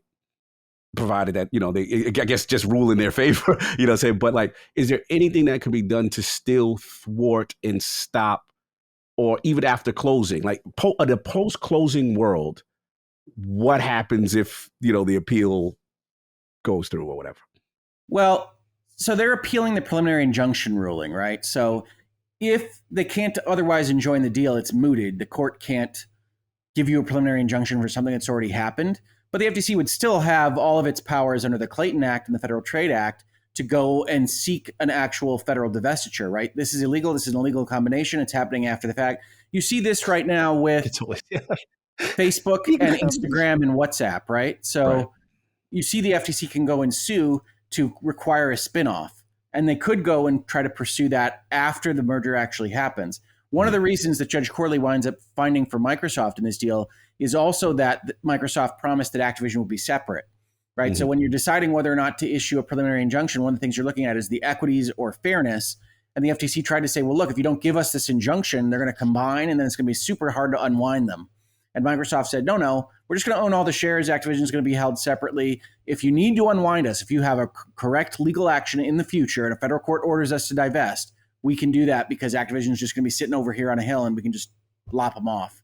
And so that doesn't change after they would merge. Now, I don't know whether Microsoft will hold to that forever or whether it'll combine Activision's back end type stuff and CEOs and things like that in the future. But I think overall, the FTC could go and try to take action against the deal after it is consummated, even without its preliminary injunction. And again, Judge Corley did note Call of Duty is safe from any nefariousness from Microsoft for another year yet. Right. So there isn't a hellfire hurry from the FTC standpoint, although there certainly seems to be if you're at the FTC. It's interesting. Yeah, I'm sorry. No, go for it. Go for it. No. I mean, this is just so interesting to me. Like all of this stuff, and again, based on success rate of appeals in the past, historically, has this been a successful kind of option when we've gotten to this stage, or is it kind of what you said earlier, like appeals are for losers, and this is just you? Is it? Let's get to the brass. Is it kicking and scratching?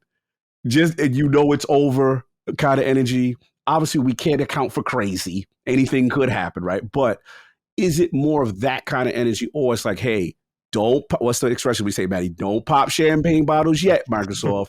Don't, you're not there yet. Is it, which one is it closer to in layman's terms?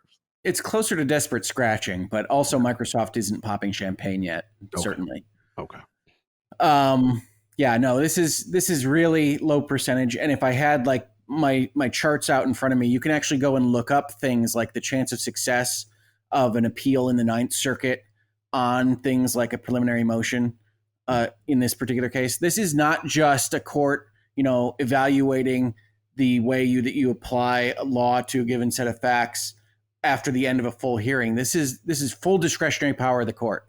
You saw in the opinion itself how kind of loosey-goosey what they're evaluating is, which is we project the future, we see exactly what we think is going to happen, we look at the markets, we look at all these various things, but it all lives in the court's mind. So there's very little for the Court of Appeals to actually go and smack down on. And final question, in fairness to the FTC, what would be a gotcha moment where it would be like, I know you mentioned cloud potentially with Judge Corley. Could that be, what would be such an egregious thing that they said, okay, this definitely would harm competition. This is a severe oversight. And what would be that 10%, long shot that they could say, okay, well, importantly, they don't have to win on the merits of their ultimate case here. They don't have to prove to the Court of Appeals that they could win a given case that this merger should be illegal. They just have to show that the court didn't do its job in evaluating that question itself. And that if the court had done its job, then maybe things would be different to a substantial degree. But you don't have to convince the Court of Appeals. The Court of Appeals is not going to hear all this expert testimony. You're not going to present the case again to them. It's going to be very quick in terms of what argument is. And then the Court of Appeals looks at it and says, oh yeah, the court maybe shouldn't have just dismissed the cloud market argument out of hand like it did. And had they actually looked at it, they could have found things differently, and so we're going to grant the FTC its appeal. I mean, I think that's the most likely chance of the FTC winning, but I would not frame that as likely in this place we call reality. Okay. He's back, y'all. He's back. That was classic. All right, and now I want to shift to the CMA, right? And it's still the elephant in the room. We still know, that they have concerns with cloud. Their arguments seem to be completely different from the FTC. And one comment you made on your video, excellent video. Everybody, please go over to Virtual Gallery. He's back. In reference to picking and choosing your competitors from a cloud standpoint, right? Where it's like, yeah, I'm offering 10-year deals, but I'm offering it to this one and that one. And if you had to guess, I know you don't have all the information, with the inner workings of what's going on here, but if you had to guess, what could appease the CMA to potentially say, okay, now we feel more comfortable moving forward.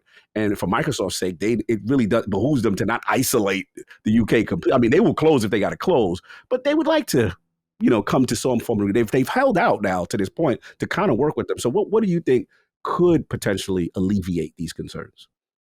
Well, I mean, honestly, I think some of the stuff we saw reported as coming from Xbox for the purposes of the European Union, if they're copied over for whatever jurisdictions the CMA is concerned about, that Xbox has promised to essentially give Activision content licenses to all these hosts of people. What the CMA's argument is based around is this notion that the FTC kind of lightly dallianced with during the hearing, that Microsoft is picking who's in the cloud market, that if you can't compete without Call of Duty, then just entering into these contracts with these 5 not only keeps it away from maybe the other ones that are currently in the market, but prevents new competitors from entering the market because they don't have that Call of Duty deal to start out with. And you can't guess as to every possible future competitor in a given market. And that's a problem with a small market like cloud. So the CMA kind of has this infinite issue. But if Microsoft agreed to this kind of generalized license for cloud streaming, if you purchase Call of Duty, you might get some kind of leeway from the CMA and the United Kingdom. I can't promise that because we're all talking about people sitting around a table as to what makes us happy for this particular issue. But it should have to relate to cloud. That was why it was funny when CNBC, when they were reporting on this, and the CMA denied it all today, but when they were reporting on it yesterday, they reported, we think the divestiture has to do with cloud. And it's like, yeah, well, it would have to, based on what the CMA actually put in their final report, which is the cloud market is what matters. So I think if you're the CMA, you're already a little bit concerned that the FTC stuff got kicked out so easily in the US, but it's a different jurisdiction. They were arguing primarily a different point. The CMA didn't even bother to try to go after the console market after the math issue that they had in their own documents. And so I think the CMA should be able to go and extract something from Microsoft based on the current position. And Microsoft seems more than willing to give something, but we'll have to see on that. Yeah. I think they will come to some kind of agreement. I think Microsoft has put out all sorts of signals that that's what they want to do here. So, right. Yeah, as opposed to just kind of like brute force and closing the deal and we don't care what you take, kind of energy. Well, it might be pretty close in timing, right? Like if the way the TRO and the administrative action, the FTC timing works, that Microsoft really should close Monday or Tuesday, they might not have all the I's dotted and T's crossed with anything they agree to in the UK. So they might have to be a little bit bull in a china shop. Got it. But it's clear to me, at least from the outside, that Brad Smith, the president of Microsoft and in charge of public relations here, doesn't want to be seen as this kind of aggressive, huge company forcing the government regulators to do what he wants. At least from the public perspective, he doesn't want to have that going forward. That was what Microsoft was not so long ago. No, I got you. Last, Maddie, I know I get too excited. I got Dude, okay, I want to dominate. You're as much of a host as I always make that clear to the listeners. So COG can be the questionnaire. It's not because I was here first that you can't. So please. I can do that. It's like I get whole goal to myself. Yeah, no, go for it. I really don't have much questions. I'm just listening. Okay. Two more. And then I'll move on. All right. So this one is a little bit of a controversial one. This one. Okay. This is a discourse that has been going around, and I think it's fair to at least discuss. And this is in reference to Judge Corley and her son and the fact that he works for Microsoft. And I've seen some discussion that, she should have recused herself and that, this is an inherent bias, that this would affect the decision. And I guess my question is if this is the case, right? If people feel like, why would the FTC want this judge? Because to my understanding, and correct me if I'm wrong, Microsoft wanted to do this in DC, Yes. right? So, which would have not had Judge Corley from her jurisdiction. And is it correct that the FTC requested San Francisco? And is that correct? And thus they aware of Judge Corley, and this will be the judge presiding over this situation? Well, at least as described in the opinion, I believe they asked for this court in particular because of the gamers lawsuit. Right. This is the same court that decided those particular issues. And so that's at least as it's been presented in the documents. I cannot pretend to have been aware of all this during like the motion procedures back when, but that's how it was presented in the opinion. And I think when the internet gets going on this kind of stuff, it tends to get going a little bit too much from a legal perspective. We expect in law and ethics for the judges to recuse themselves if they have a legitimate conflict of interest. But as importantly, we expect the parties in an adversarial process to be fully cognizant and wanting to advance their own interests as much as possible. So to the extent that you think this is an issue, the FTC should have brought it up. If the FTC didn't bring it up, chances are they didn't think it was an issue, and nor should you, person on the internet. But I understand why some people could think that. In general, that doesn't strike me as a close enough conflict of interest that we would need to worry. For the most part, a federal judge is a big, serious position, and she took it seriously. I think one thing that you can say from the opinion, regardless of how you feel about how she treats the FTC's expert or the final decision, is that if you look at that summary of the gaming industry and how she describes how consoles work and content and various other things, it is much more considered and a realistic view of how the industry actually operates than some of the other things we've seen, either from other regulators or just in general in documentation in this case. 100% agree. And that was my mindset when I was reading her responses. Again, you know, what you reiterate, including, you know, Switch as a competitor in the space. And then I thought the key points were as far as, okay, this is about Call of Duty and how does this affect, you know, gamers and consumers? And I think that to me was always lost when I would hear all the other, you know, discussion points from, you know, whether it be from the FTC or the CMA. And I to your point, I felt that she had a better understanding of, okay, if more people get this service, right? PC, cloud companies, Nintendo Switch, isn't this better for gaming? And I think that was something that really resonated with me. I'm like, wow, that research, as opposed to, you know, filling them having to come over there and say, hey, this is a Nintendo Switch and this is a, you know what I mean? Like, we saw some of the clown stuff that was going, in my opinion, you know, that was going on. Because to me, it showed a lack of education in the gaming space. But this, to me, her decision seemed like there was due diligence. There was really pertinent questions asked, if it's from a fairness standpoint. So that was it. I'm glad you answered that, because I did want to know that part. Yeah, no, I think that that's what you want out of a federal judge, right? These are big, important things. This is the government trying to stop what is ordinarily a legal transaction. Generally speaking, if you have money, you can go buy something from somebody that's willing to sell it to you. And the government is stepping in and saying, no, we're not going to allow that, or they're trying to. So you want the judge to take the time to do the homework and have some understanding of things. And when it doesn't sound like that, when you've got things like the CMA document where you're like, it's an alien industry that looks kind of like gaming in terms of names, but doesn't resemble anything that I understand about how that industry works, then you've got an issue. So you want to see that done. And I think Judge Corley did that. And I think that's to her credit. And I think people can feel confident that homework was done, regardless of whether you agree or disagree with the ultimate disposition of the preliminary injunction request. No doubt. And final question from me in reference to the future, but it's kind of two parts. So it's like, you know, shout out to Dom Plays, good colleague of ours, you know, a friend of ours as far as analyst. And he had an interesting tweet in reference to post 10 years of this deal, right? 10 years, you know, okay, you know, here come the nefariousness, right? Potential, you know, I mean, we have to say in fairness, you know, to the FTC, you know, Judge Corley mentioned that, you know, Call of Duty, she understands that that's the structure of the impact of that game. And even Phil has been on record and say, hey, you know, it would hurt us. It doesn't make financial sense to pull off. But she did mention in reference to like Diablo and other titles, not necessarily feeling like it would be a threat. Is a scenario, part one of my question, is a scenario that after the 10, Microsoft could say, all right, 10's up. We could reassess. We're in a new console generation. And we don't know if you need Call of Duty now. We could keep Game Pass is at 100 million subscribers. And, we did the math. Our math is mathing without you. So thanks. But, there you have it. We did our part. Shout out to the homie dog. He is on his square hole thinking that after this deal is done, they've appeased regulators all enough. They can now put on the Dark Cities. they can do they gotta do. Well, I mean, there's no question that Microsoft has done these things in order to both look good in the public eye, to become pot committed to the promises that they're making, and to get this deal across the finish line. And they wouldn't be doing these outside of that. You see that in the opinion itself. You see that the court held as valuable that Microsoft committed itself to these various things and took the argument that Microsoft would be harmed by not doing these things after it had committed to them.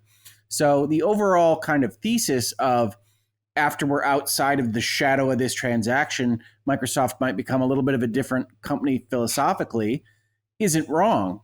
But they're going to be evaluating things in the future, however that looks. Is Call of Duty still going to be Call of Duty as we recognize it in 2023 and 2033? I would assume not. The history of the video game industry is not for longevity with those kinds of properties. But Call of Duty's been with us for a long time, so it might prove the rule through exception. Mm. We don't know. But 10 years is such a long contract anyway. I think I have a video in my series where when these started happening with Nintendo, it's like, that's just a ridiculously long time for a tech contract. Tech contracts are long if they're 5 years. 10 years is crazy. So it might be in 10 years, but we might have holographic chips in our brains from Elon in 10 years. I don't know. I mean, it's a dynamic video game industry. It's a dynamic tech industry. Will Twitter exist in 1 year? I don't know. Not looking that way. It's spooky. Yeah, no, good points. And the second part, this is for, I'd have to ask you this, is King David would kill me if I don't. The future, because I've got into a debate with my brother here, and he's of the mindset that now this is the reign of Darkville. You've angered this good man. This is King David. You've angered this pure-hearted man who's trying to make this deal and do it in earnest and fairness. And now that you've done all these tactics, the evil Sony, I'm speaking in King David. I am not saying. Yes. As if these are called David-isms. Yes. King David-isms. This is hold the line isms from King David. I'm channeling my King David right now. Now the gloves are off, and now we can go after another publisher. Now Sega we can talk to. I'm of the mindset that, maybe that's a bit too aggressive. You don't want that kind of regulatory heat right now. But then again, we've had you on one of the last Defining Duke Ultimates. And I remember asking this question, if ABK closed, would that deter them from another publisher? Maybe say, okay, calm down now, But you made a point back then, and I want to know if you still stand on that, which is like, hey, Cog, the difference is scale. And you were like, what is this? How many billion, this is versus how many millions a Sega or whoever else might be that might be smaller, that might not get the regulatory eye. What do you think on that as far as them moving forward and acquiring potentially another publisher? I would expect Microsoft to continue acquiring. I think that Microsoft is cash-rich company that is getting invested in gaming, has been getting invested in gaming for years. And I don't know that there's another jewel to find for $70 billion like Activision Blizzard King, but I would expect them to continue purchasing things. And yes, to the extent that it's not a $70 billion top line number, you can expect less concern from the various regulatory bodies. Of course, Microsoft, like any company that's just gone through this for the past 18 months, is going to be a little bit skittish about paying its lawyers to go around again on anything. So it's going to be worried about this process more than it might have been 18 months ago. I don't know that anybody could have predicted that the UK and the FTC would be as aggressive as they were outside of sitting in the room with them in the last 6 months, maybe. So I think Microsoft will continue to acquire. I don't know that there's anybody that's even of the same scale to go and acquire as an Activision Blizzard King. So Sega doesn't move the needle. Square Enix wouldn't move the needle. I mean, these various companies of this kind of size, single-digit billions of dollars, I don't think are worrisome transactions. And I guess especially if the FTC loses its appeal request as hard as it lost the original case. If you're Microsoft, you might start to sow your wild oats a little bit and say, well, okay, these regulatory bodies have a lot of bark, but ultimately, end of the day, the federal courts are not going for what they're trying to sell.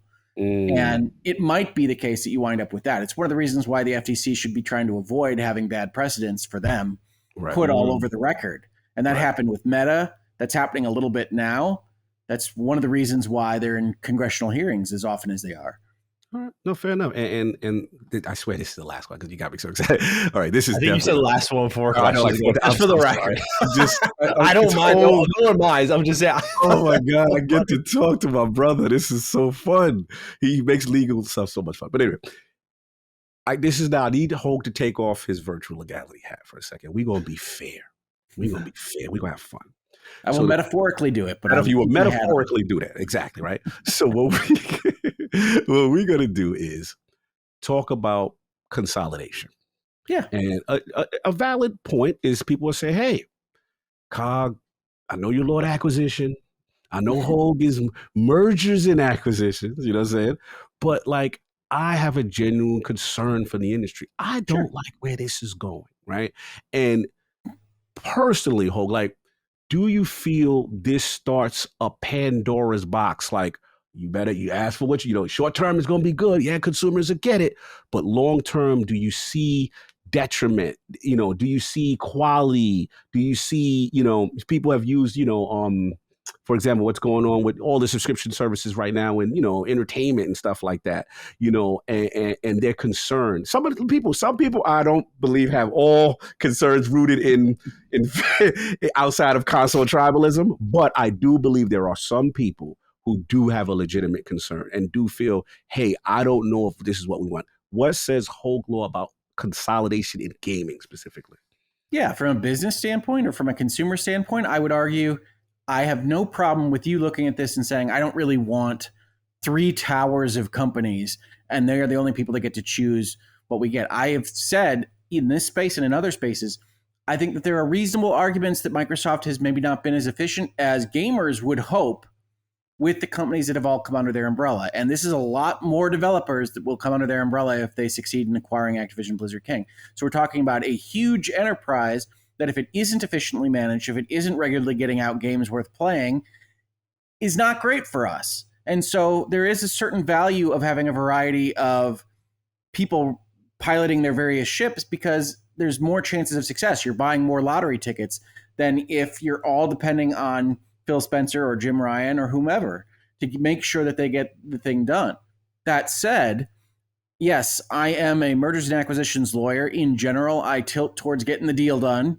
And I can see value in having a company the size of Microsoft willing and wanting to put in lots of dollars to an industry that I love as much as I do gaming. So I think it's overall a good thing, even though it might seem a little bit scary to have so many different intellectual properties and developers under one roof. But I am an optimist by heart, and I will hope that Microsoft is able to use all of these developers and all these assets and all these things to wonderful effect to get more and better games to more gamers. Yeah, no, fair enough. Well said. And I think we've shared this mindset. I love gaming first. And I think for me, it's all about what's the alternative. And if these companies don't exist, for example, we knew about what was going on with, not that they wouldn't exist immediately with Activision Blizzard King, but we knew about the conditions and stuff that was coming out, during, the whole Bobby Kotick, scandal and stuff like that. And just in general about gaming companies kind of going away. Gaming is very expensive. It's very, you got to be risk averse sometimes. You don't get the creativity sometimes. And I'm all about giving the financial stability to these creators. But to your point, in fairness to the group that is scared, it behooves Microsoft, right? Because of their, some of their mismanagement issues and things like that, and then taking on more people. I do understand the legit concern there, and they're going to have a lot to prove in that space. But all right, Manny, I'm done for you. You can talk now. I got it out of my system. It's been months. It's been months, bro. I don't see my man. He's looking great. I'm so happy right now. You understand? I'm glowing inside. So now I got it out of my system. No, bro, you could. No need to apologize at all. I think it's important that the show thrives. So, if we're good with the legal side of things, we can get into the game side of things. Shall we, John? Sure. Absolutely. All right, let's do it. So Sean Mason writes in, "Good day, Dukes. With the completion of the Activision deal, we can now shift our focus to a matter of greater urgency, the potential resurgence of inactive Activision IPs. Which dormant Activision franchise would you be interested in seeing revived?" Best Sean M. Thank you, Sean, for writing in. So this is where a lot of the Xbox minds have gone to, is like, okay, they're already saying it's over. They're already saying, like, this is mine and that's mine. They're gathering their jewels, and King David being one of them, and maybe counting their chickens before the eggs hatch, I think is that how the term goes. But I digress. For a fun thought exercise on what seems to be a likelihood that Xbox will own Activision. Gentlemen, what Activision IP could Dark Phil bring back? Like, if you were to pick one out, what would it be? Because for me, there's a lot of ways I'd love to go with this, but I think a Singularity right away. Singularity was a game on the Xbox 360, PS3, very BioShock inspired for those who haven't played it. Gun in one hand, power in the other. Except it's got choice and consequence. So there's different endings you can get, and it's awesome. A lot of the gunplay reminds me of Resistance, like guns with a lot of personality, multiple firing types, and it's just a really super unique game that Raven had made, and Raven naturally being one of the developers thrown in the Call of Duty workshop, the sweatshop, I think is what COD calls it. Yanking them out of that and having them work on something like that would be awesome. But I'm not as optimistic as most people out there on Xbox disrupting one of the primary reasons that they got Call of Duty. Like I don't want to call it foolish, but I really find it hard to imagine when they've made it so blatantly clear they wanted Activision Blizzard King, mostly for King, and Call of Duty on Game Pass, that they're going to be like, all right, High Moon, guess what? Transformers. You get to go man. Transformers. You stole my home. That's what I was about to say. You get to go make Transformers again. And not the thing that makes us a lot of money. Especially with how slow moving things were with Bethesda, that they didn't even know, apparently, I don't buy it fully, that they didn't know how bad Redfall was. I think we got to I'm usually the glass half full kind of guy, but I feel a little half empty when it comes to Xbox and their chances of resurrecting these IP and being the hero. Like, oh, don't worry, we're going to remake Tony Hawk Pro Skater 3 and 4, even though we shut that down a while ago. We're going to do that now. I don't know, because to me, I feel like they got an abundance of riches with Bethesda. It's like, I'm sorry, I gotta say, this is on the level of me talking about making a game. Like, it's that and my Fallout remasters. It's like your money printer's right there, bro. I'm sorry, but after 2-3 years, we still got nothing on that. I'm losing faith that you know how to print the cash when the time comes. And of course, like Cog has mentioned, you don't want to, come in and muscle your way in and disturb the new family members. Maybe it's a little different with Activision Blizzard King, perhaps. But I think that's it. I think the hope would be, for people that want to see some of these IPs revived, is that Activision turning its entire enterprise into a Call of Duty development house is maybe not the favorite thing creatively of all of these developers in these various places, right? Having High Moon only make Call of Duty, having various of these bodies only make Call of Duty is I think in these people's minds, perhaps not what these developers would do if they had the choice. And here I have to give a disclaimer insofar as my brother worked at High Moon Studios for a number of years and made Call of Duty games for Activision. But I think that's how people think of these IPs being revived. I agree that Microsoft is unlikely to upturn the apple cart over at Activision to any great extent. So whatever is currently working there is likely to stay for a good chunk of time. But I do think that there are notions that, well, they also have a lot of development houses and a lot of developers that might like to get a crack at Call of Duty themselves, and that they could take some of the weight off of what is the independent Activision development house of making Call of Duty and still get Call of Duty out every year, but then have essentially extra manpower ready to go from some of those studios they can really relieve of that obligation. Now, is that reasonable? I think I can see a world in which that happens, but it's not going to be fast. It's not going to be the moment that Microsoft owns Activision, which, despite what that question suggests, is not right now. It's not done yet. Is the moment that they get it, they are not going to try to change anything whole hog, as it were, because they do want to have Call of Duty. They do make a lot of money selling Call of Duty to PlayStation gamers. Isn't Game Pass not getting Call of Duty until like 2025, apparently, at least according to the CMA. So they probably want to at least reap the benefits for a couple of years of the Call of Duty sweatshop before upending anything, right? Yeah, I think that's right. I think the only question is like, yeah, can you free Raven, as it were, hashtag free Raven, and put one of your current studios on the Call of Duty Raven slot and then have Singularity 2 be made in the background? Maybe. But that's trick, right? It's not as easy as just swapping body for body. There's institutional knowledge in these things. Yeah, absolutely. So, Hoeg, what IP would you, in this perfect world, resurrect? I don't know if you spilled your answer earlier, but... No, I mean, I love Transformers from High Moon. I also really like their Bourne game. I mean, I think High Moon has made a lot of fun stuff. But again, I have a close connection with High Moon Studios. So I like their content. I like their output. I would love to see them do some more stuff. But I think actually Activision owns a lot of the old Sierra Online intellectual property. I would love to see a full restoration of like the Quest line. I used to love to play King's Quest and Space Quest. Heroes Quest, I think, could really work in a kind of Western RPG type setting for a Microsoft Studios game. I would love to see some of those come back because I used to love those when I was a young person. Wow. I'm with you, bro. I'm with you. It's a throwback. Yeah. No, he stole mine. I'm such a High Moon guy. Matt Teeger, you need to come to the front of the congregation. We need to find where you are. You were the lead director. Also, that's a whole ass name I've never heard before. Yeah, bro. Teague, man. Teague was I remember it like it was yesterday because, again, for Transformers G1 guys, to see someone have the passion for the lore of the classic story and to get Hasbro to co-sign and almost make it like canon, I believe, almost on some level. I'm talking about like War of Cybertron, Fall of Cybertron. Oh yes, those are those games are insanely good. Fall of Cybertron has got some of the most lit voice acting I've ever heard in a game. Like it puts Call of Duty to shame. It's crazy. Excellent. It actually even had like a semi-decent multiplayer component that I remember playing as well in a PvE kind of mode. It was ambitious and it broke the mold of the classic, like we talked about, Maddie, when, remember the superhero games always have the classic movie tie-in back in the game that'd be terrible. It was just related to the movie that just came out. This was a true love affair for the lore and I would love to see it. But to your point, Maddie, I think you are absolutely right. I think I'm pie in the skying right now. I think that ultimately, look, the reality is Call of Duty makes money.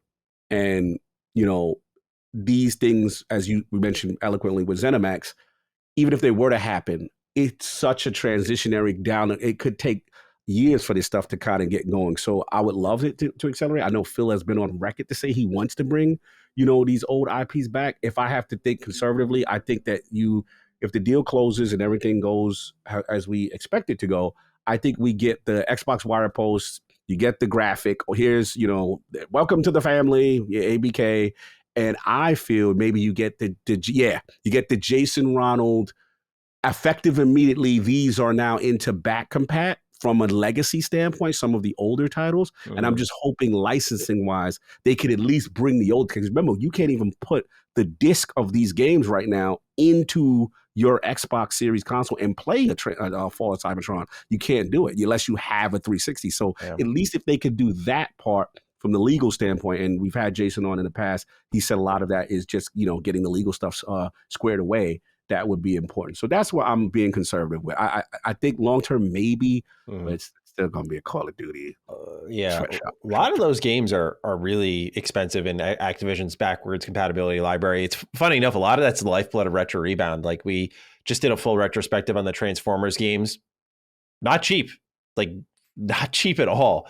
The old Spider-Man games that they have, that would require Marvel getting involved and allowing them to do something with the license. But Activision published Ultimate Alliance. Like that's one of the best superhero games of all time, and I know it's gone on to have a couple more entries afterwards, but they've been behind some really good stuff growing up. They did Web of Shadows, they did Shattered Dimensions, Edge of Time. They did all of these Spider-Man games. And I know a lot of people have written in and asked about that. And I think that's where now you're getting another company involved to bring these backwards compatible games I don't see it really happening. But I'm curious, gentlemen, as well about exclusivity, because this is another major talking point for Xbox fans. And obviously we want to wait till the deal firms up to really dive into the trenches of this, but I at least wanted to go surface level and address some things that I know is on our audience mind. It's like, the deal's percolating. Maybe by the time they're listening, we have our decision for the deadline. When it comes to games like Odyssey, which we know is this survival game from Activision Blizzard, or specifically, I should say Blizzard. It said Jez Corden said more cartoony. There's a report of a new Spyro game on the way. I'm of the mindset when Xbox is looking at these inbound games that if they can, they're going to lock them down. Not because I'm sitting here championing more exclusivity, give me games, as great as that is for the Xbox community. The way I look at it is 2023 should be a really strong lesson to them. I know people would say 2022, and I guess that's part of it. But if I look at 2023 and I'm like, if we didn't lock down these games from Bethesda, yes, that does include Redfall. You get Hi-Fi Rush, Redfall, Starfield. You remove all those out, right? Let's say you let them go. You're left in a year with, right now, Forza Motorsport and Minecraft Legends, which is the same, as Cog would say, burger, fries, and shake that Xbox fans have been enjoying. It's the Halo Gears Forza. Yeah, that's what I call it. Burger, fries, and shake. Just the same combo meal, right? It's the same combo meal even in 2023. But with Bethesda, with something different, I know, Cog, it's not, you just won, but like something really different with Hi-Fi Rush, with Starfield being the big AAA game everyone's talking about. And Redfall, to its credit, fooling us enough to make us think it was going to be a spectacular arcane game. There was a different flavor of Xbox this year. And I feel like they got to be looking at, when they get the chance to, these games behind closed doors, that I feel like they're going to lock them down, because you now don't know what's going to get delayed and what is it. And you see what happens when in 2022, that's where it connects. You get caught flat-footed. It's like, okay, I guess we do have to delay these. We're going to give them that time. And then you're left with Pentiment, Grounded, great games, but like not the console movers. And I think they probably have to look at that and say, well, what if we got caught flat-footed again? Maybe the content pipeline is so backed up that's not going to be a problem for years. But I'm just curious for you, gentlemen. It's the same question with Bethesda. We've seen Starfield, Redfall, Hi-Fi Rush, new IP get locked down, but we have yet to see what happens with Doom, Wolfenstein, and now with Activision, Spyro, Tony Hawk, whatever else. The list goes on, Diablo, if they do anything else. Do you think they're going to be aggressive in locking these down as well? Because Phil, to my final point here, and I'll dish it to you, Cog, is, Phil went on record of saying, like, with the Bethesda deal, like, this is a deal about getting exclusives for places where Game Pass exists. We haven't really heard that same terminology, maybe because, it was dangerous to express that in the current regulator state, we'll say. But we don't know what beyond mobile the real play is for some of these IP. So, Cog, do you think they're going to lock down a lot of the new stuff they get their hands on when Activision, if they do become part of the Xbox family? Mostly, I feel so. Mostly. I just, I know we talked about, when I was talking about Naraka earlier, even though this is unrelated to ABK, I just wanted to mention it in reference to live service. I am of the mindset, though, in this climate, live service exclusivity doesn't make sense. So if it's a live service game, to me, it behooves them to have the biggest online population and to not rip that away from PlayStation. Even necessarily, some people might not like it, even like a new live service game, right? I do feel, the PlayStation's user base is big. So that may be something they may consider, but I do think that ZeniMax is a precursor. The way they handle ZeniMax titles was a precursor to how I think they will move, which is, if it is single player title or any other title, they're most likely going to make it exclusive. And this goes back to why I'm, they clown me, they get all mad when I call myself Lord Acquisition, because if you're in this mindset, remember, Microsoft has reinvented the rules. They're not doing the console market. This is consoles, the old traditional brick and mortar. This is how we do it. They are saying we are fundamentally changing the way we do things into this service, and you need to feed this service, whether it be quarterly and content consistently.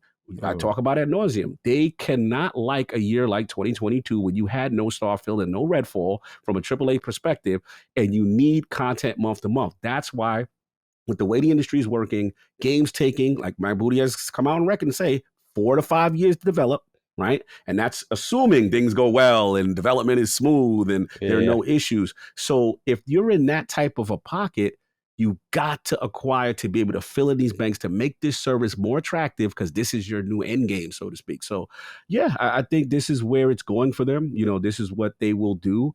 I suspect, I mean, to be honest with you, Hoeg, I was shocked that Judge Corgley mentioned that like Diablo almost felt like Diablo was safe for Microsoft to do what they want to do with it. But that's it. I think my thing is live service is a maybe. That's open to discussion.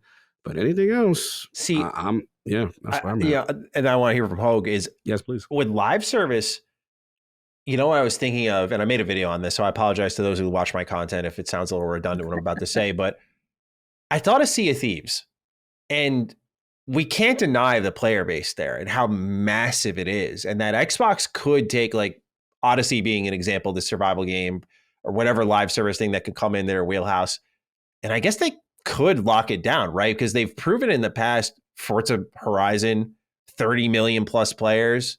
Again, Sea of Thieves, like they can nurture. I know Halo Infinite is the hot talking point because that's the most, I use this term too much, but it's the most sexy IP. Like it's Halo, right? But they can rock off big time with some of these live service games, even when they're in exclusive capacity, which is an underrated strength of theirs. We're seeing Sony go for that right now, and we'll see how it plays out for them. So I don't think that can be understated that they could even secure those if those are two great examples to go by. And maybe I'm cherry picking a little bit, but it was just something that crossed my mind. And Hoeg, I'm curious what you think about all this when it comes to exclusivity for Xbox and Activision and what they may do with some of the IP they get their hands on. Yeah, I mean, I think one thing that we have seen as a result of all of this regulatory action is a little bit more about how Microsoft thinks about things. So we know that they're evaluating things on a very analytical basis. We know that the presentations to the board on justifying a $70 billion purchase price for Activision is doing all these math equations for where they think they can get the money and what the PlayStation or non-Xbox consumer base will contribute to that. And so what we're fundamentally talking about are future math equations, right? I think when Phil Spencer says about ZeniMax, we're going to treat it case by case, the FTC accuses him of lying because he takes Starfield and Redfall exclusive. I don't think they were ever lying on that. They just didn't know whether or not they would take it exclusive at the time. And I do think that they will continue to do that kind of case-by-case strategy. And I think what you will see is that if they think they can move Game Pass in particular, what we might usually think of as moving consoles with a title, they are more likely to keep it in-house, to keep it exclusive, right? I think Phil Spencer looks at Redfall and Starfield a little while back and says, those are, as Cog put it, sexy, and I can move the Xbox brand Q score with Starfield, right? I think that those are the kinds of things that stay in-house. If you're talking about Prototype 3, I think if you think you can get more money out of also servicing PlayStation members and even including it on your Game Pass, I think that there's still a business model where they'll be evaluating that, okay, if we sell it for $70 over here, that increases the look of value on Game Pass. We still get an increase in Game Pass because you've got people that are looking at that and seeing that value. Then we can get essentially the cake and we can eat it too. But that's going to depend on exactly what the uptake is in various other places. But for things that are smaller, that aren't likely to be, okay, I got to get an Xbox to play that, or I got to get Game Pass somehow on some device to play that, I don't think they're likely to keep it exclusive because I think in general, there's more money servicing the other player bases as well. But that's a math equation internally as well, because as was shown in this case, it's not a free process, right? You don't hit a button and you have a PlayStation version. You actually have to go through the process of making sure that that product is something that PlayStation players want. Generally speaking, that it's somewhat close on parity to what the technological specifications are, what the output on the screen is for the players, especially if it's multiplayer. And so you have to invest resources to do that. So it's all of these various variables. And I would expect Microsoft will take those big, sexy properties and try to make them exclusive.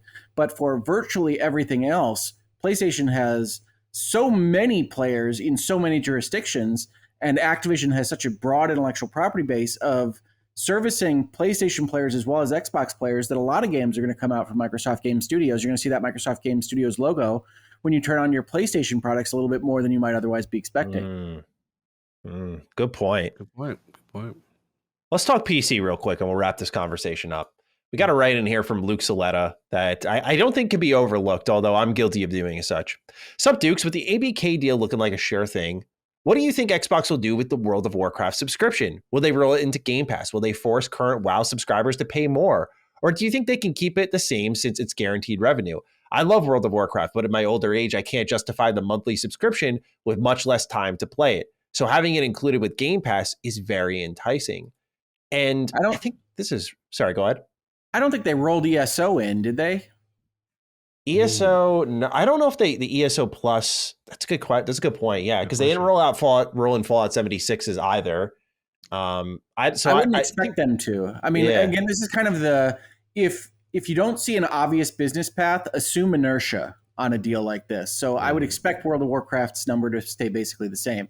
Also, from a regulatory perspective, Xbox does not want to be in the business of closing this deal and then immediately raising prices and making things worse. Because the regulatory bodies are going to turn around and be like, see, I told you so.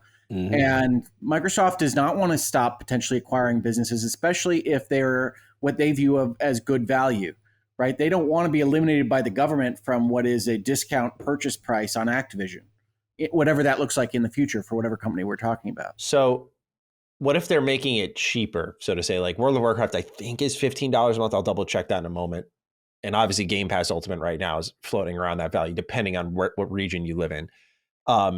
So would that be something Xbox could do? Because they did that with I was thinking Riot. Like they folded in the Riot games into Game Pass, where if you do download the games through there, like, for example, all the champions in League, hundreds of them cost a ton of blue crystals to get, or blue essence, sorry. And that's all gone now if you're playing on PC. And we know, it's funny because you mentioned pattern behaviors and you're 100% on about what you said, but the other pattern behavior we're seeing with Xbox is they're doing everything to push PC Game Pass that they can, beyond fixing the fucking app. That's the one thing that they're refusing to do. Terrible. But would it not be a huge boon? Yeah, that's why I say it, because hooking up on the ROG Ally, the PC Game Pass was a pain in the ass. But I think with World of Warcraft and Battle.net, Cog, you've been big on Battle.net, so I'd love to get your thoughts on it. Like rolling that into Game Pass in some way could drastically improve the PC client, could drastically improve the player base. And for World of Warcraft fans, it's like, oh, I'm not just getting my WoW subscription here or another place to get my WoW subscription. I get all these games too if I'm on PC Game Pass, and possibly cheaper if you're just doing PC Game Pass for $10 a month, or again, your regional equivalent. But Cog, your thoughts on this? Yeah, this is the great question. And to me, this is where the real work begins.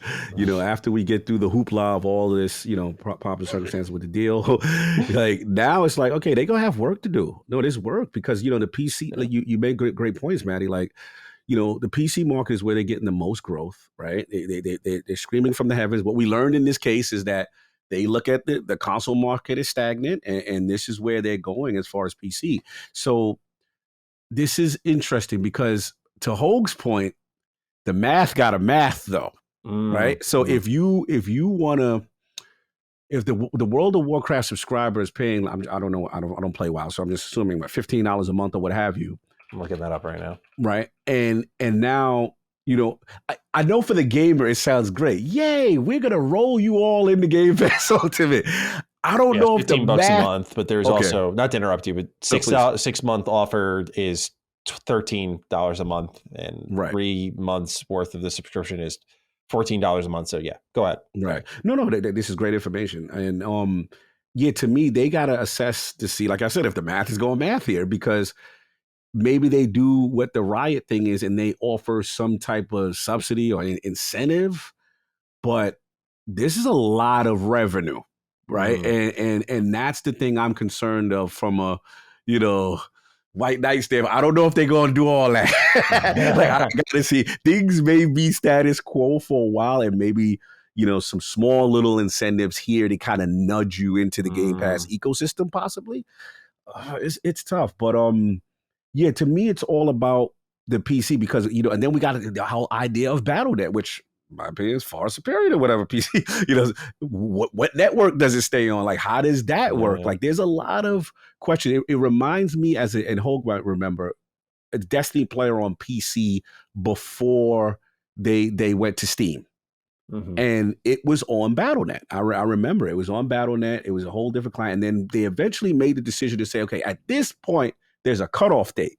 And no longer will you be able to access Destiny 2 on BattleNet. You now going to have to go here. And that was Steam. And then eventually at one point, it was on Game Pass temporarily before Sony acquired them. It was on the Game Pass app. So, yeah, there's a lot here, man. I do not envy. These are tough decisions. And then the last thing that we didn't talk about that I do want to mention is the restructuring. Again, we're assuming this deal goes through. Bobby's going to take this parachute. Bobby's taking this golden parachute. The question of Mike Ibarra, right? This is a guy that came up through Microsoft. He was hyping himself up. Did you see that?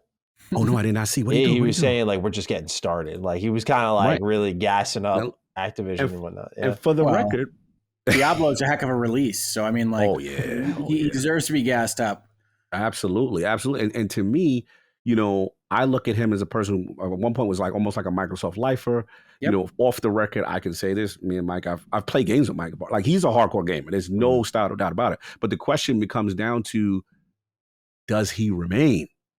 Right? Is there restructuring internally, and do people leave? And then this is on Microsoft to now. Who's going to be in place? You still got Rod Ferguson there potentially, who I have high respect for. I call him the closer. He gets things done.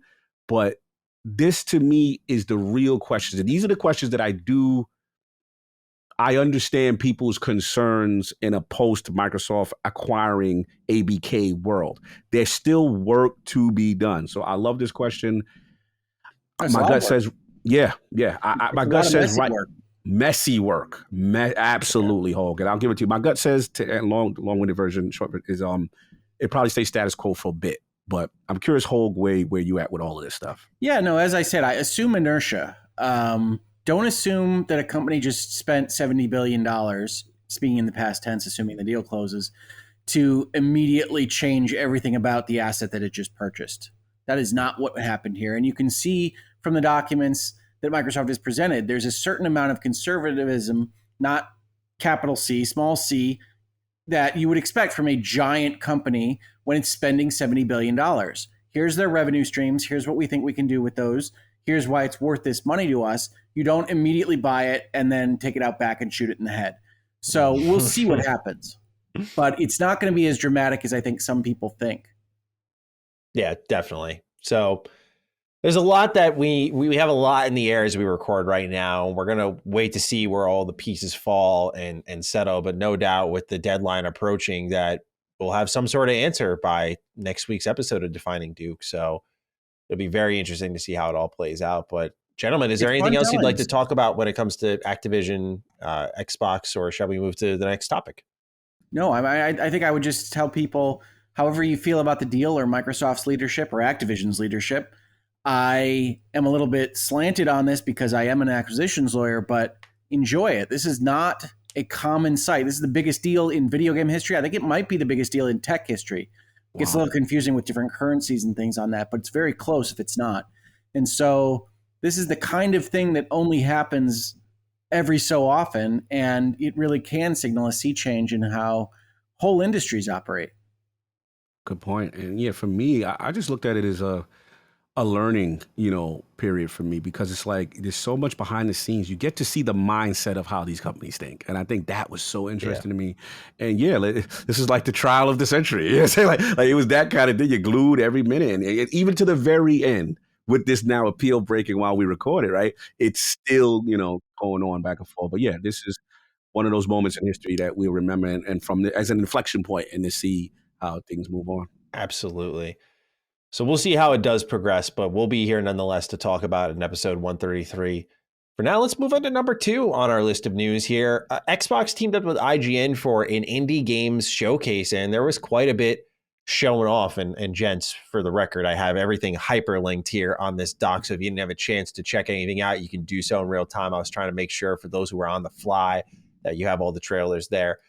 First game that was shown off, Monolith Requiem of the Ancients. It's coming to Xbox in 2024. It's a very colorful, almost like Zelda-inspired title, in my opinion. Very interesting looking. Combat looks like a ton of fun, though. but very much an adventure game here. So that'll be making its way to Xbox One and Series consoles next year. So keep an eye out for that one.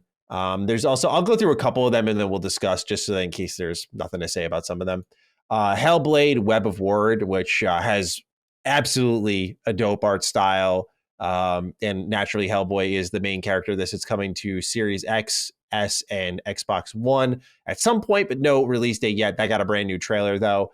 And then Everspace 2. It's coming day one to Game Pass on August 15th, 2023. There's going to be a physical release much later. It will still be on PlayStation, but it's a open world starship game. So if you want to get your Starfield on before your Starfield, you can do so in Everspace 2 again, day one on Game Pass. So we'll just stick with those three, gents. Is there anything out of these first starting three that have caught your attention?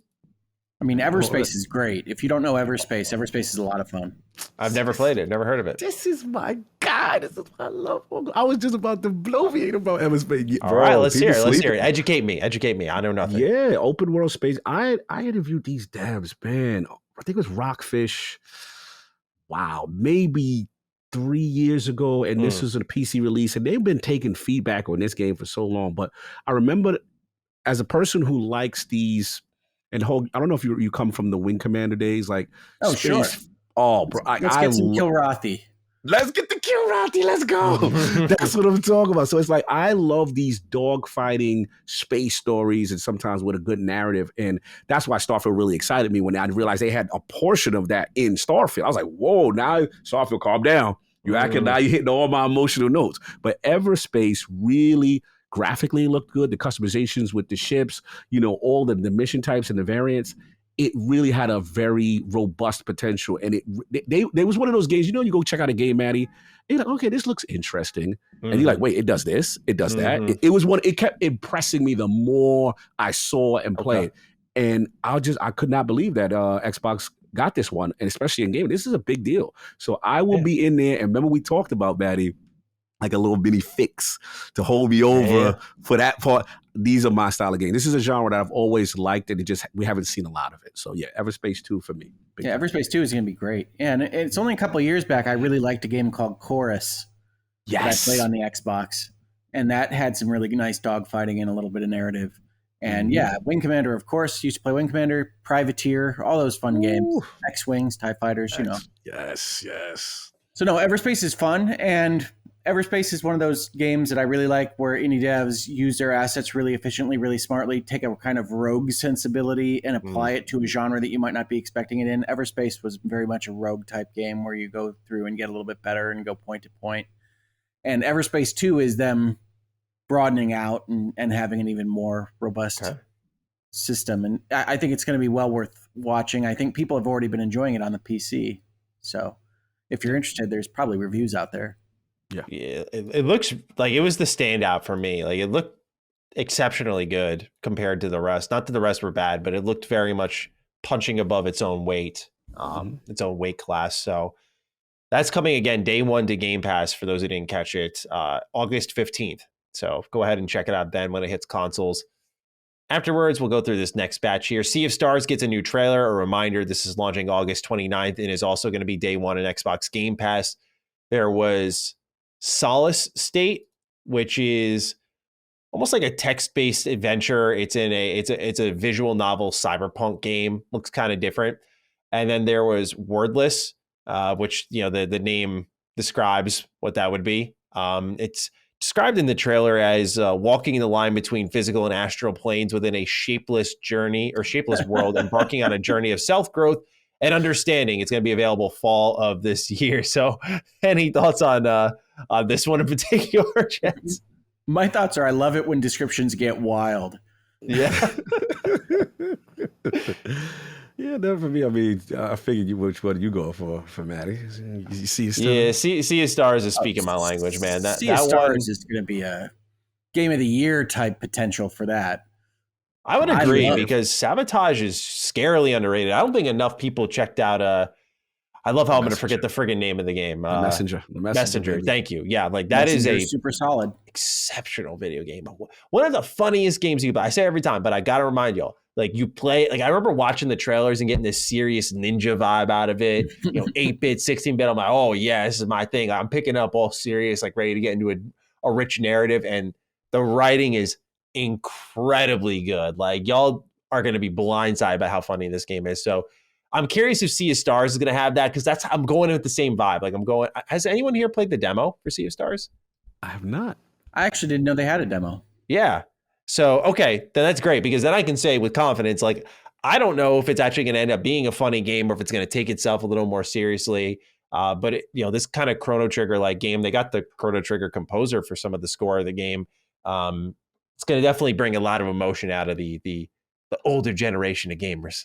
But yeah, it just continues to look phenomenal. Nice. Afterwards, we got to look at Myth Force, which got a brand new trailer that's still releasing September 12th of this year. Your kind of Saturday morning cartoon art style. The fourth game from the Jackbox Party Pack 10 got shown off. So there's more Jackbox on the way. And then Roman Sands are a rebuild. It's described as adventure, gotcha, puzzle, apocalypse, visual novel, simulation, or horror trip.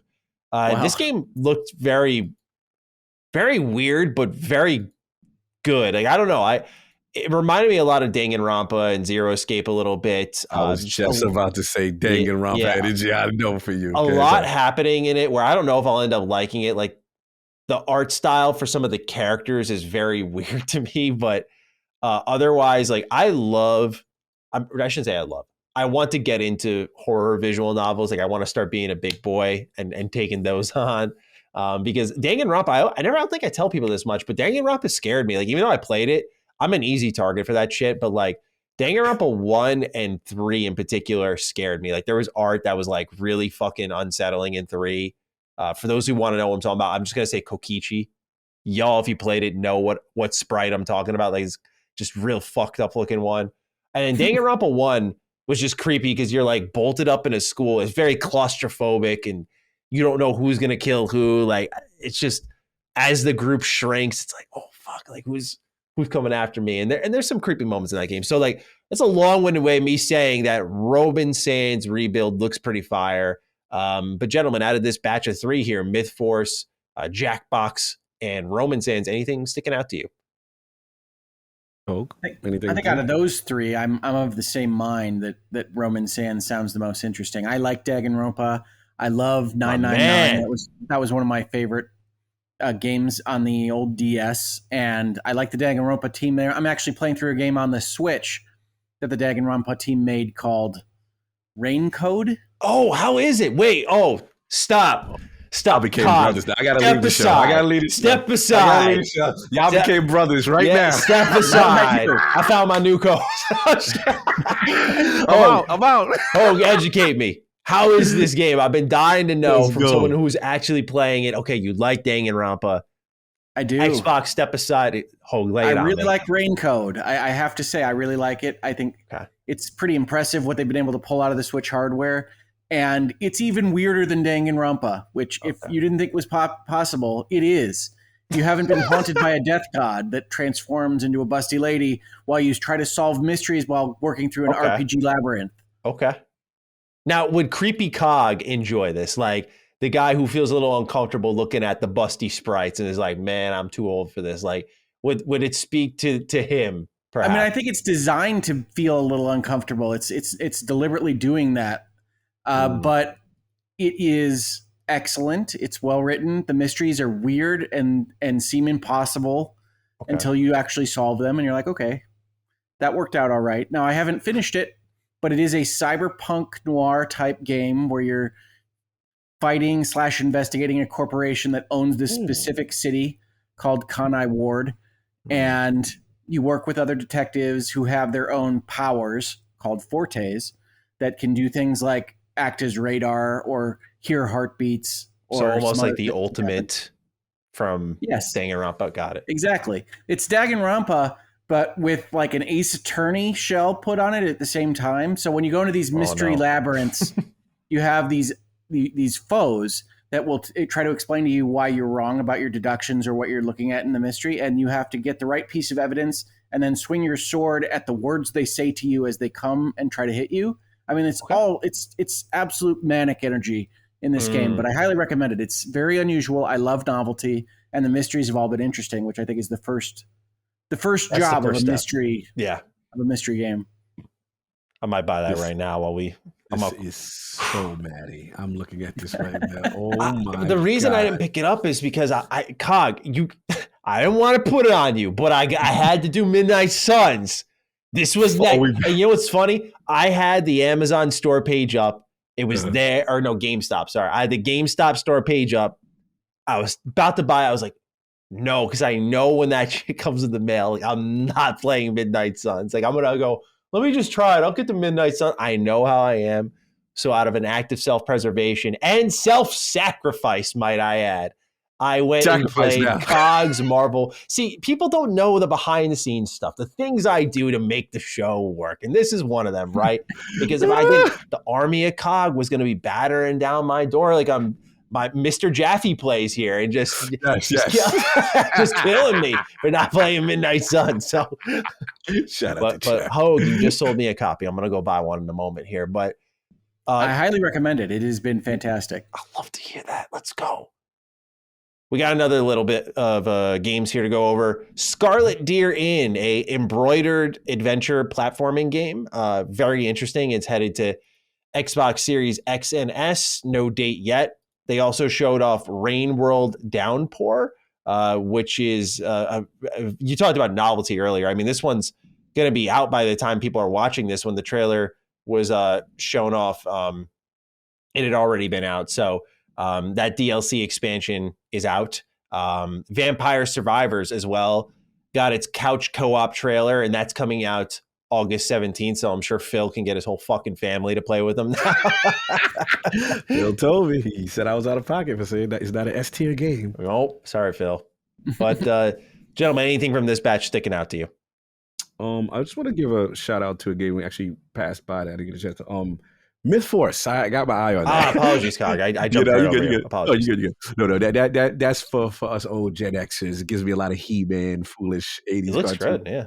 Energy. I like the art style. I have to say, and they're not taking themselves seriously at all. So I'm all in for that. But as far as this, Scarlet Deer looked interesting. You know, I need to get a little bit more of that. But Vampire Survivor, I ain't gonna lie, co-op sounds kind of cool. You know, just see what's going on. It doesn't. Let's be real. It doesn't. It's a cool game. It's just I feel it's an A-left game. But you know, Phil and those guys, S tier, King and Soft, S tier, me and Attic. You know, hey, it's cool.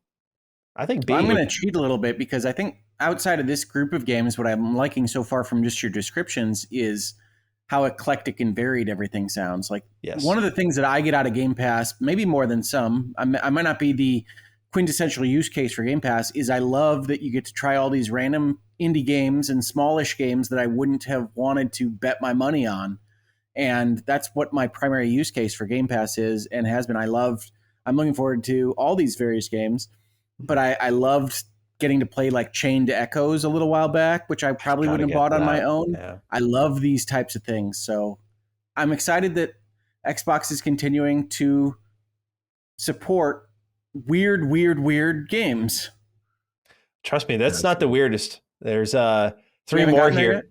Axiom Verge 2 is out on Xbox right now. Stray Souls got shown off in an announcement trailer. It's coming out fall this year. And actually, the Silent Hill composer will be working on the score for this game. So very interesting that. And then this is the weird one. This is coming out July 28th. So not a long while from now. Birth, which is a gameplay, puzzles, and mystery-filled world with skeletal residents. So it says, in Birth, you will construct a creature from spare bones and organs found around the city in order to quell your loneliness.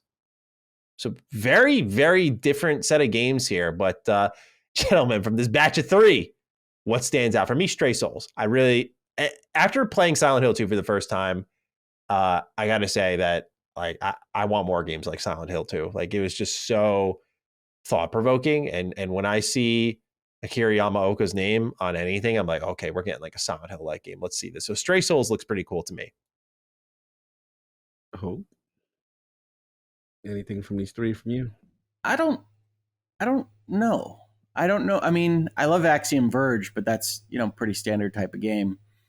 And I think I've played Axiom Verge too. It must have come out on a different system a while ago. I don't know about a game called Birth about constructing things out of bones. Sometimes I worry about our indie developer friends, but they're not doing too well, I think. It's always cool to see different ideas, and so I guess I would be most excited about something like that. Anything for you, Cog? Not Dispatch. All right. No worries. It actually looks okay, but that's nothing really grabbing me crazy. And we will clean up the last 5 here. We got Texas Chainsaw Massacre. This is a day 1 Game Pass game. It's coming out August 18th this year. Let's keep an eye out for it. It got a brand new trailer. Kind of creepy on the voice acting level. But again, I'm an easy target, so don't go off of me. Dreamers is another game that's coming to Xbox. No release date yet. But it's about an emotional journey in a story about friendship, exploration, and personal growth. They define it as a relaxing trailer, by the way. Second Wave, a upcoming free-to-play MOBA hero shooter from Challenger Games, is coming to Series X and S. Stumble Guys is coming to Xbox, and it will be a timed console exclusive. So this is we have Fall Guys at home type energy here from Xbox. But it's a hit on mobile, so there's that. Really? And then Karateka returns with 4 playable versions, including a remaster later this year. And we can see a sort of making of trailer. That is Karateka, Maddie. Karateka is a classic in video gaming. Yes, I apologize. Thank you. This is me, the 28-year-old, showing their ass in real time. I don't know what I'm talking about, but thank you. I need those types of corrections. Otherwise, the audience is going to come after me, Hoeg. So thank you. Gentlemen, from this final batch of 5, Hoeg, we'll go to you. Is there anything here? Is Karateka speaking to you, sir? Definitely. Karateka is Digital Eclipse's newest documentary / game project. I don't know if you played Atari 50, but that was one of the coolest things I'd ever played. And this is their new version of that, where they're going to do all these behind the scenes interviews and commentary and podcast stuff that they're adding to what is a classic game for me, right? Karateka was a game I think I played on an Apple IIe back in the day. It was the predecessor to Prince of Persia. And Prince of Persia back in its 2D days, not in its current iteration. So Karateka is one of those that I think is really fun, maybe a little forgotten, and brought back with care from a company that's really shown that it's doing these documentary archival games much better than I would have ever thought possible. So yeah, Karateka, 100%. Cog, how about you? Yeah, same for me. I had to laugh when you said we got Fall Guys. This Stumble Guy is literally Fall Guys. Ripping this yeah. It is not me being slanderous. It's literally Fall Guys. Yeah, it's insane. You were dead on with this, but yeah, and obviously Karateka, aka Karateka. You know what I'm saying? I saw the word karate in it in my defense, so I was trying my best here. I saw karate in the game. It's a martial arts game. Yeah, martial arts game. Listen, that's from the old school. So yeah, I got to see what's going on with the motion capture, everything they're doing with it. Right on. Well, ladies and gentlemen, that's your IGN Xbox Indie Game Showcase. A lot of unique stuff showing off. So that's your summary of what's happening there. Our last bit of news here before we get into our Game Pass pick of the week and final questions of the show is Starfield's PC specs, which I have to give, I think it was Games Radar had a pretty apt description. Does feel a bit like a AMD ad. So there's the heroic experience, epic experience, and legendary experience. Bear with me, console gamers, as I sound like I'm speaking a different language. I'm right there with you. So the heroic experience is in 1080p, and they say you'll need an AMD Ryzen 5 7600. A GPU would be an AMD Radeon RX 7600, and the motherboard suggested is AMD A620. Meanwhile, for the epic experience in 1440p or widescreen gamers to deliver max visual settings and high FPS, the recommended CPU is the AMD Ryzen 7700X. 7700X. Okay, I did read that correctly. The featured GPU here is AMD Radeon's RX 6800 series. And then the motherboard suggested is the AMD B650. Then for 4K gaming, this is where it gets pretty overkill here. For the no compromise 4K gamers who want the absolute best Starfield experience, they write on their website, AMD Ryzen 7 7800X3D. The GPU suggested is a AMD Radeon RX 7900 XT, and the motherboard suggested is AMD X670. So all in all, for those who, I don't know if anyone here is completely well-versed in the PC space from top to bottom, but to put it simply, Starfield's going to need a lot to run. A lot to you run. Saying these things just has me saying, this is why I play on console in my head. I'm the same way.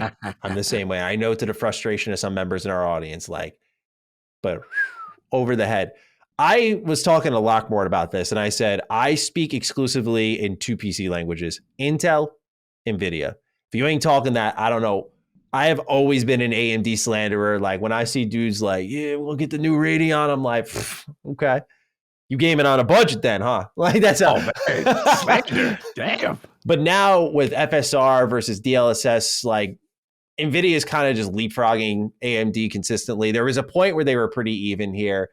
But generally speaking, Starfield is going to demand a lot. Now, to put it into more console-friendly terms, what we're seeing here is we've seen poorly optimized games that demand very high specs compared to what you're getting out of it. But what we're seeing here is the awe-inspiring nature is effectively matching the specs required, especially for 4K. For most PCs out there, you're going to be fine in the 1080 to 1440p range and able to achieve 60 FPS if you have a decent modern rig. That seems to be the consensus, and based off what I've read online, NVIDIA or not. And especially modders are going to go in and turn on that DLSS for you, so you'll be able to get a couple extra frames and whatnot.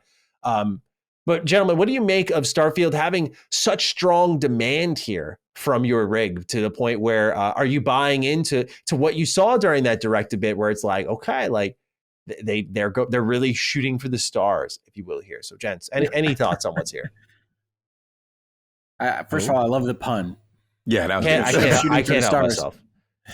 Second of all, no, I mean, I was one that was really kind of holding off on being excited about Starfield for a good long time now. I was not as excited about, the roundtable discussions of space and the human condition and these kinds of things last year.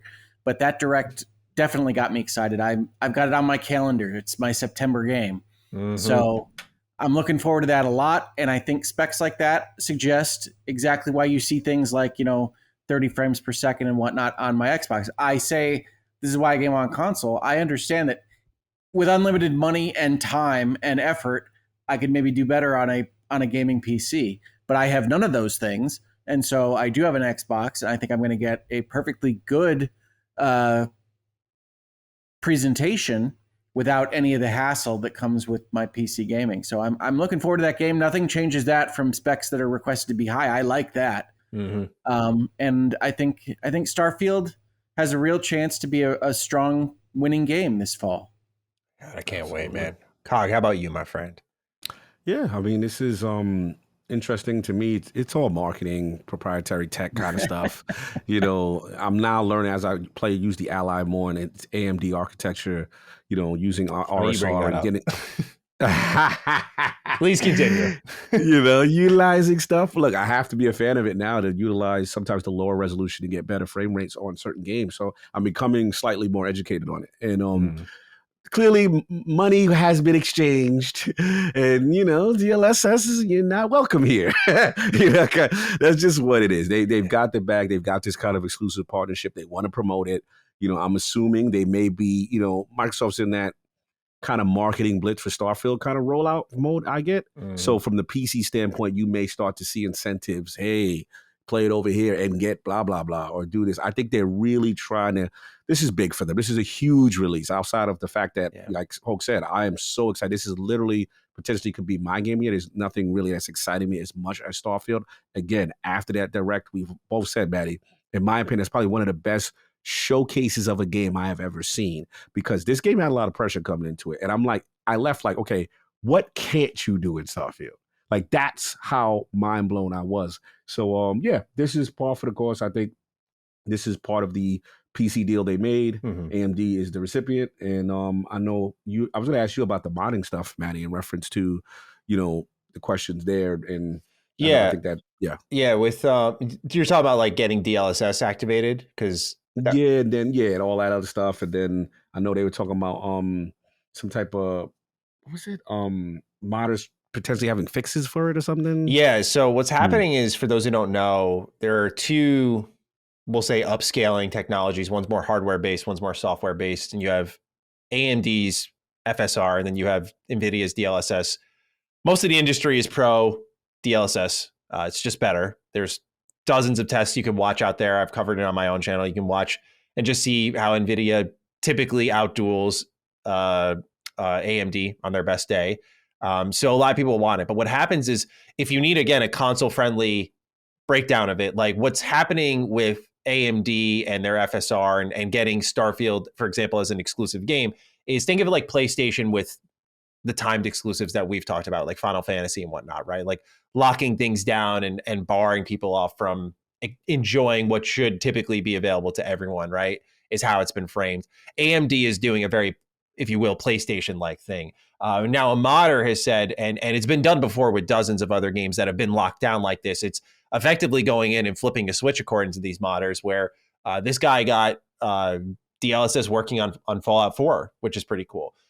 So they've gone in, done it before, and they're going to do it with Starfield. So it should be there within the first, I'd say, 3 days of the game coming out. And people will be able to download this mod and make use of DLSS. While unofficial, it'll work as that should, but it's unfortunate that AMD is going this way around it, because they're pretty much spending their way out of spending enough to get NVIDIA sort of out of the competition a bit. Yeah.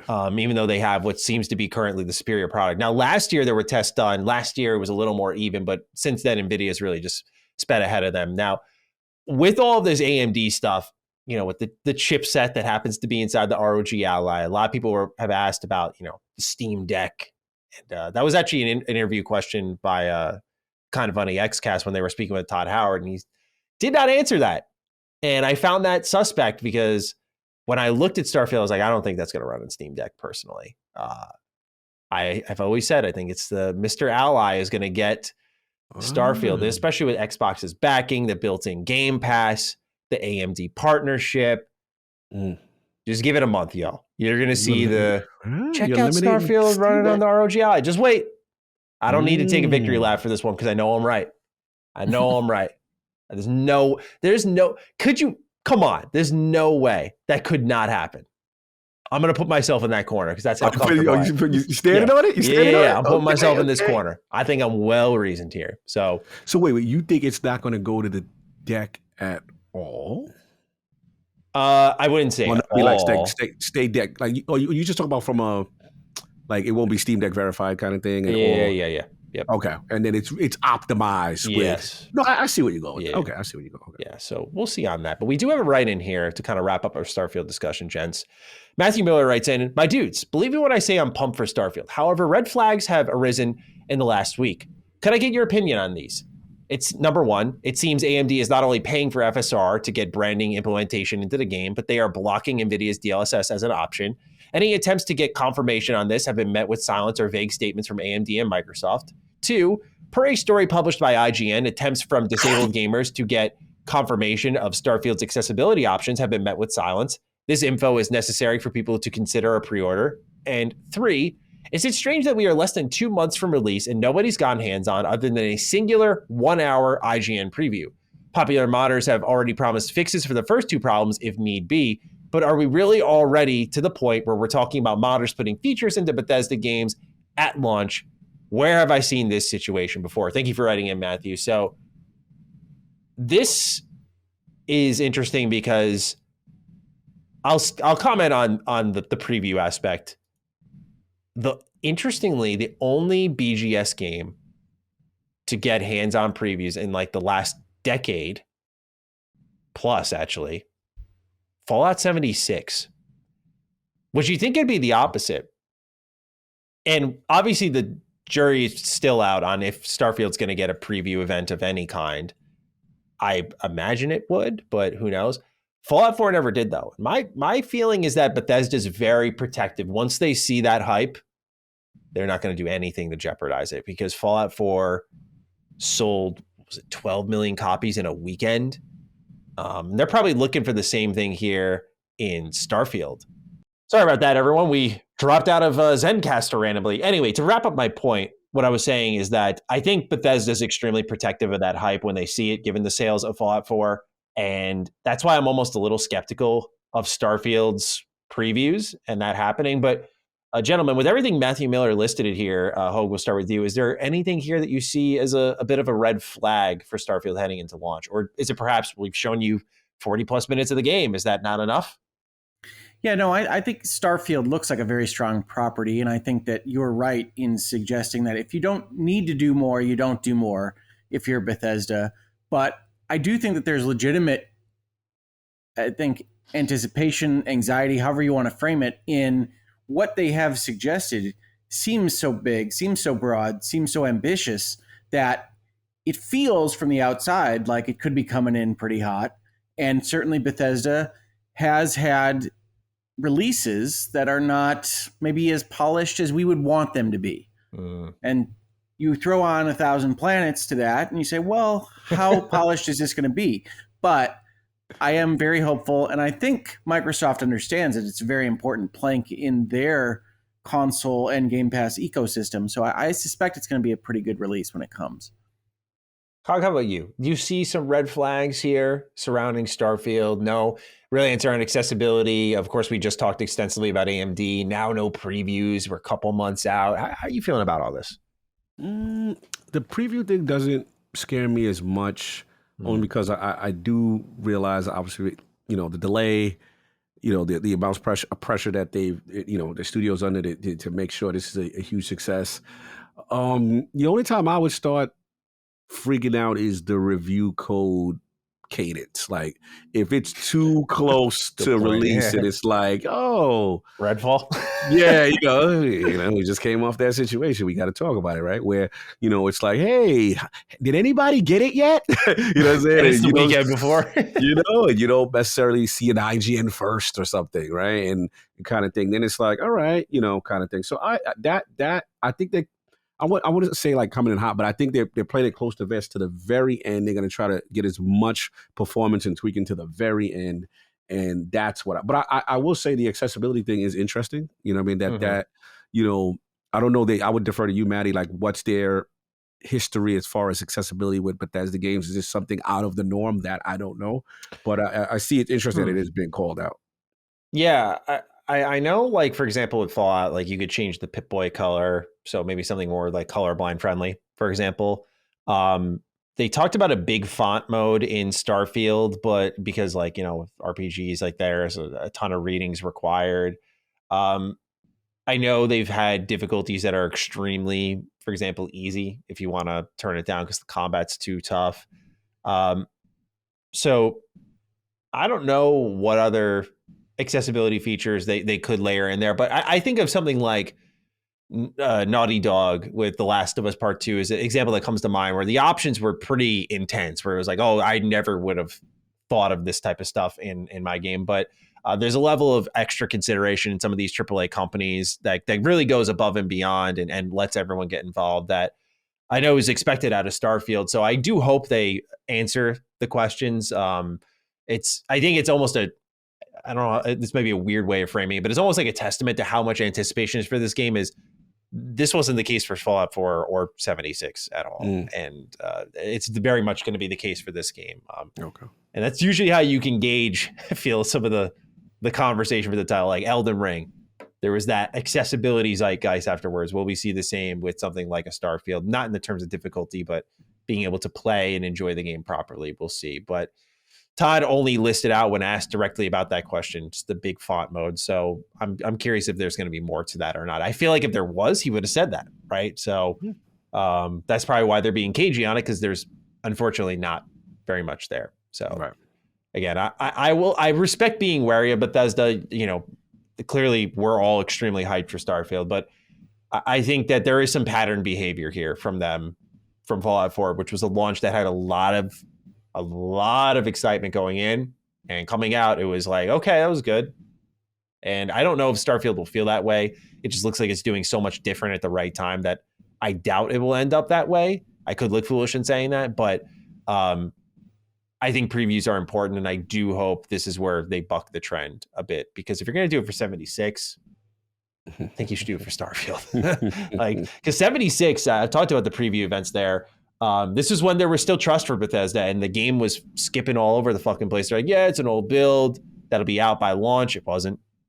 So there's a much different approach to their events now, clearly. So we'll see if they risk burning themselves or not. We shall see. But Cog is totally right. Review codes are definitely going to be a major talking point. And I don't know when those would really go out. It's got to be August, of course. But like, again, I always go back to Halo Infinite. They gave us that shit a month early. Yeah, a month. And so Starfield's pretty big. I mean, give me a month early. I mean, okay, I might be able to get through like 100 planets. Yeah, let's see. We will. But nonetheless, ladies and gentlemen, that's your news for the week. It's now time for our Game Pass pick of the week. Cog, I believe you filled this one out. I sent the doc to both of you. So it was you? Yeah, this is me. This is me. Yeah, I know. Look, technically it ain't out yet, but it comes out this week. And it's a polarizing title that I am actually excited about. Oh, it's Exoprimal. Okay. It's Exoprimal. I know Maddie doesn't necessarily, he's not screaming from the rooftops with this one, but it's something just, you know how you could get me, you have cool looking mechs. Like if you know how to do mech design, you got Cog. Like, if you got something stylish, like first thing I remember seeing like Titanfall, I was like, wow, the mechs look cool. I remember when I saw actually a Kojima game. Y'all remember Zone of Enders? It was a very stylish, and these mechs seem stylish, and I like the way they're going with it. So I've been, obviously, there was a beta and stuff. I'm seeing people play. Shout out to whatsagaming.net. We have an article out on it, right now. And the consensus is it's weird. Like dinosaurs are falling out of the sky, like, and it's like exterminate the dinosaurs. So it's like them flirting with Dino Crisis and a mech game and all this other foolishness. And they do have some semblance of a story with this little AI kind of bit, which is kind of hilarious. But the only concern that I know, Maddie, is probably going to drive you right off is that it's definitely of a PvPvE live servicey kind of energy.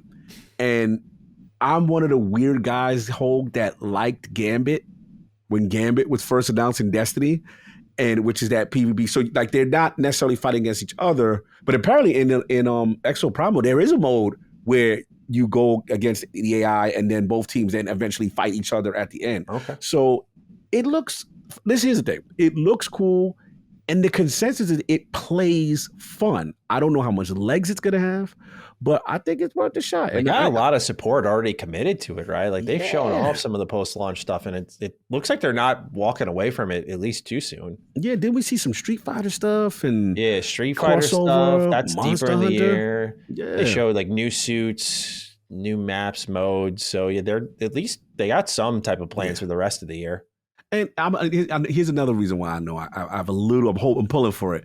Cog, I've always had this affinity for, like, remember when Gears of War came out with like horde mode? It's me and 4 players against, and we got to work together to kind of take out. I've always liked games like that. And I remember we had Cliffy on, like, I was like, bro, you guys debuted horde. It was the mode I didn't know I needed.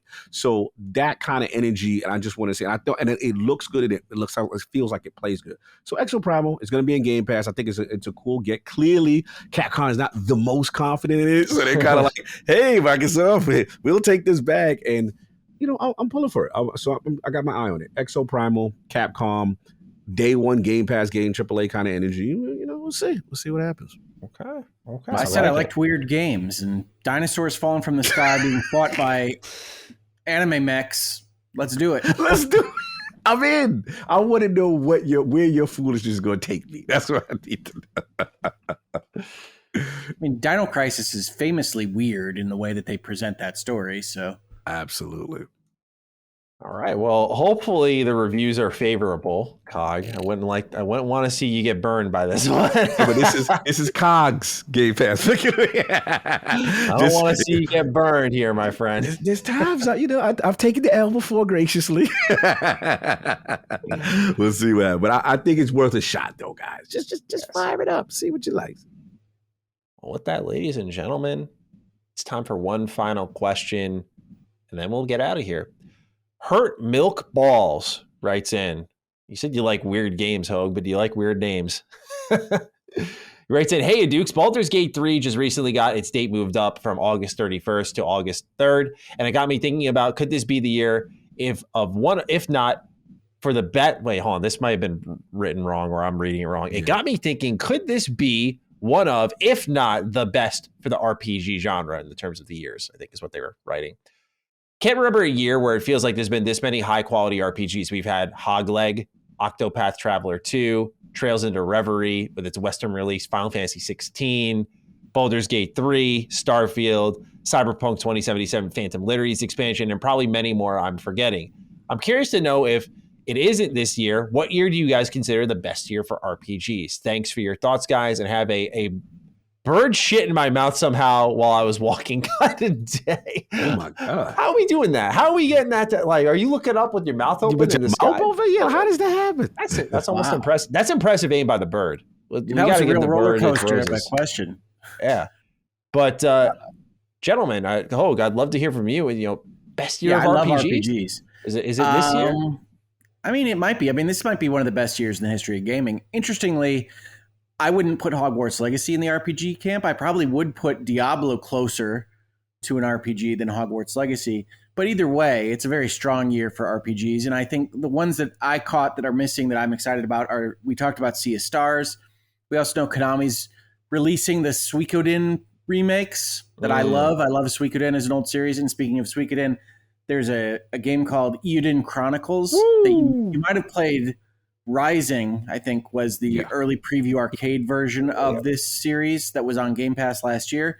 But the 100 Heroes, Eiyuden Chronicles, is supposed to come out this year, and that's a Suikoden kind of spiritual successor. Mm-hmm. So it might well be, but I think there's games that are not even on that list that are to be included in that.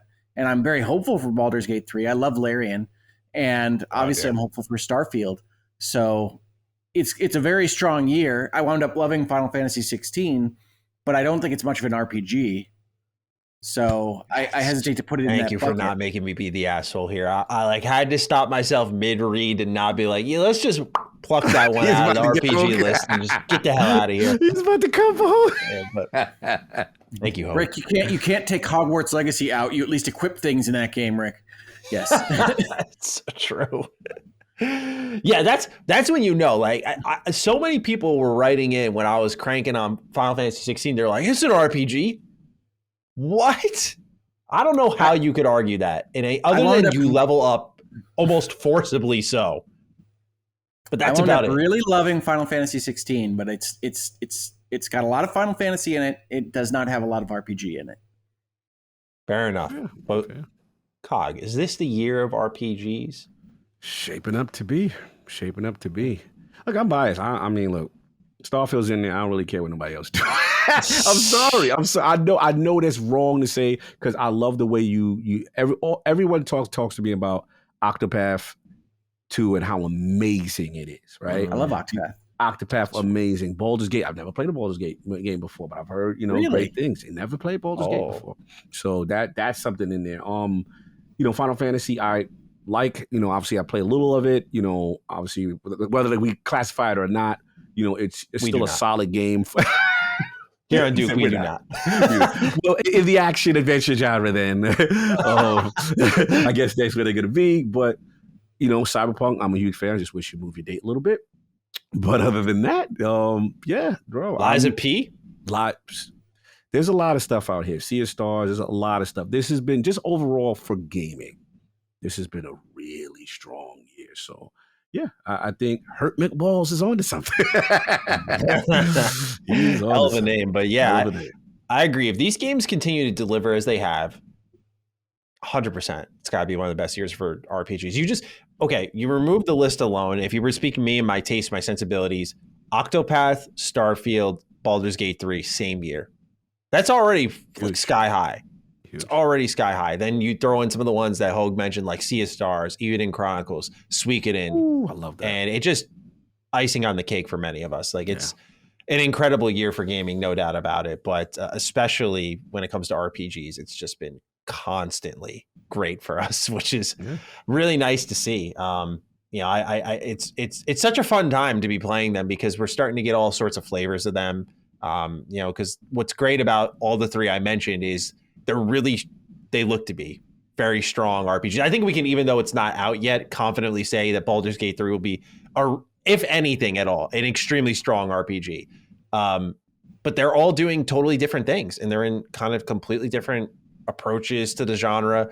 So that's why it's such a good time to be an RPG fan. Like, just lots of good stuff going on. So not a bad take, Hurt Milk Balls. Appreciate you writing in. And pleasure in saying the username there. It's a pleasure it's a pleasure to read your name on the air, no doubt about it.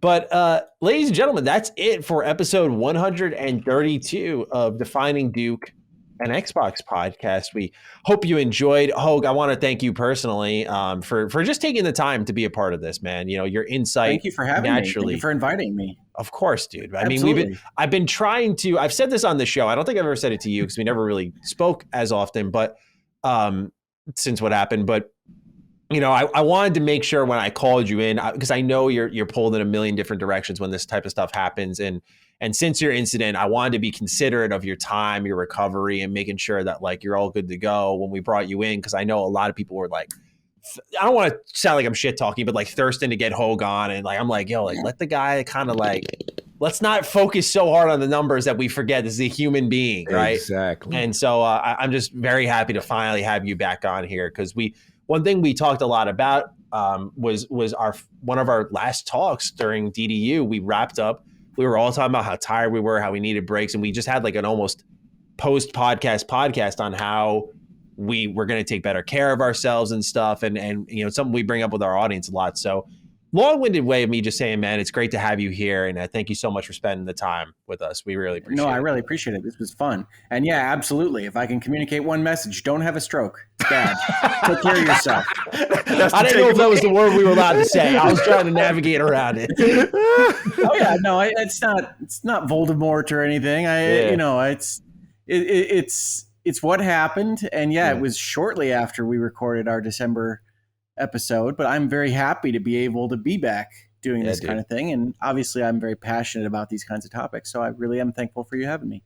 Yeah, of course, man. And a special shout out to you, brother. You know how much reverence I have for you. I love you to death. You know, seeing you here like yourself, it really is a testament to, I know you don't talk about a lot, but the hard work you've put in behind the scenes, emotionally, mentally, brother. We're so proud of you. I'm just glad that you could do the gift that you have when you choose to do it. And you're truly a blessing in this community, and you don't get your flowers enough. And I like Maddie, I was just like, hey, I don't like bothering you. My thing is, I care about the human first. You know what I'm saying? This is a bonus. So forgive my overexcitement for seeing you and asking you 65 questions back to back. But I was just excited, man. I'm super proud of you, brother. And yes, reasonable minds can differ. And make sure you guys get over to virtual legality. He's doing things in a new format. And I love it, you know. And again, I'm just super proud of you. Super proud of Mrs. Hoeg as well. And send my regards to the family. I love you guys, man. I truly love you. Yeah. And it's great to see you here. Yeah, shout out to Mrs. Hoeg, bro. Held it down. Held it down. Mm-hmm. Couldn't do it without her. She saved my life. Champion. Yeah, straight up, man.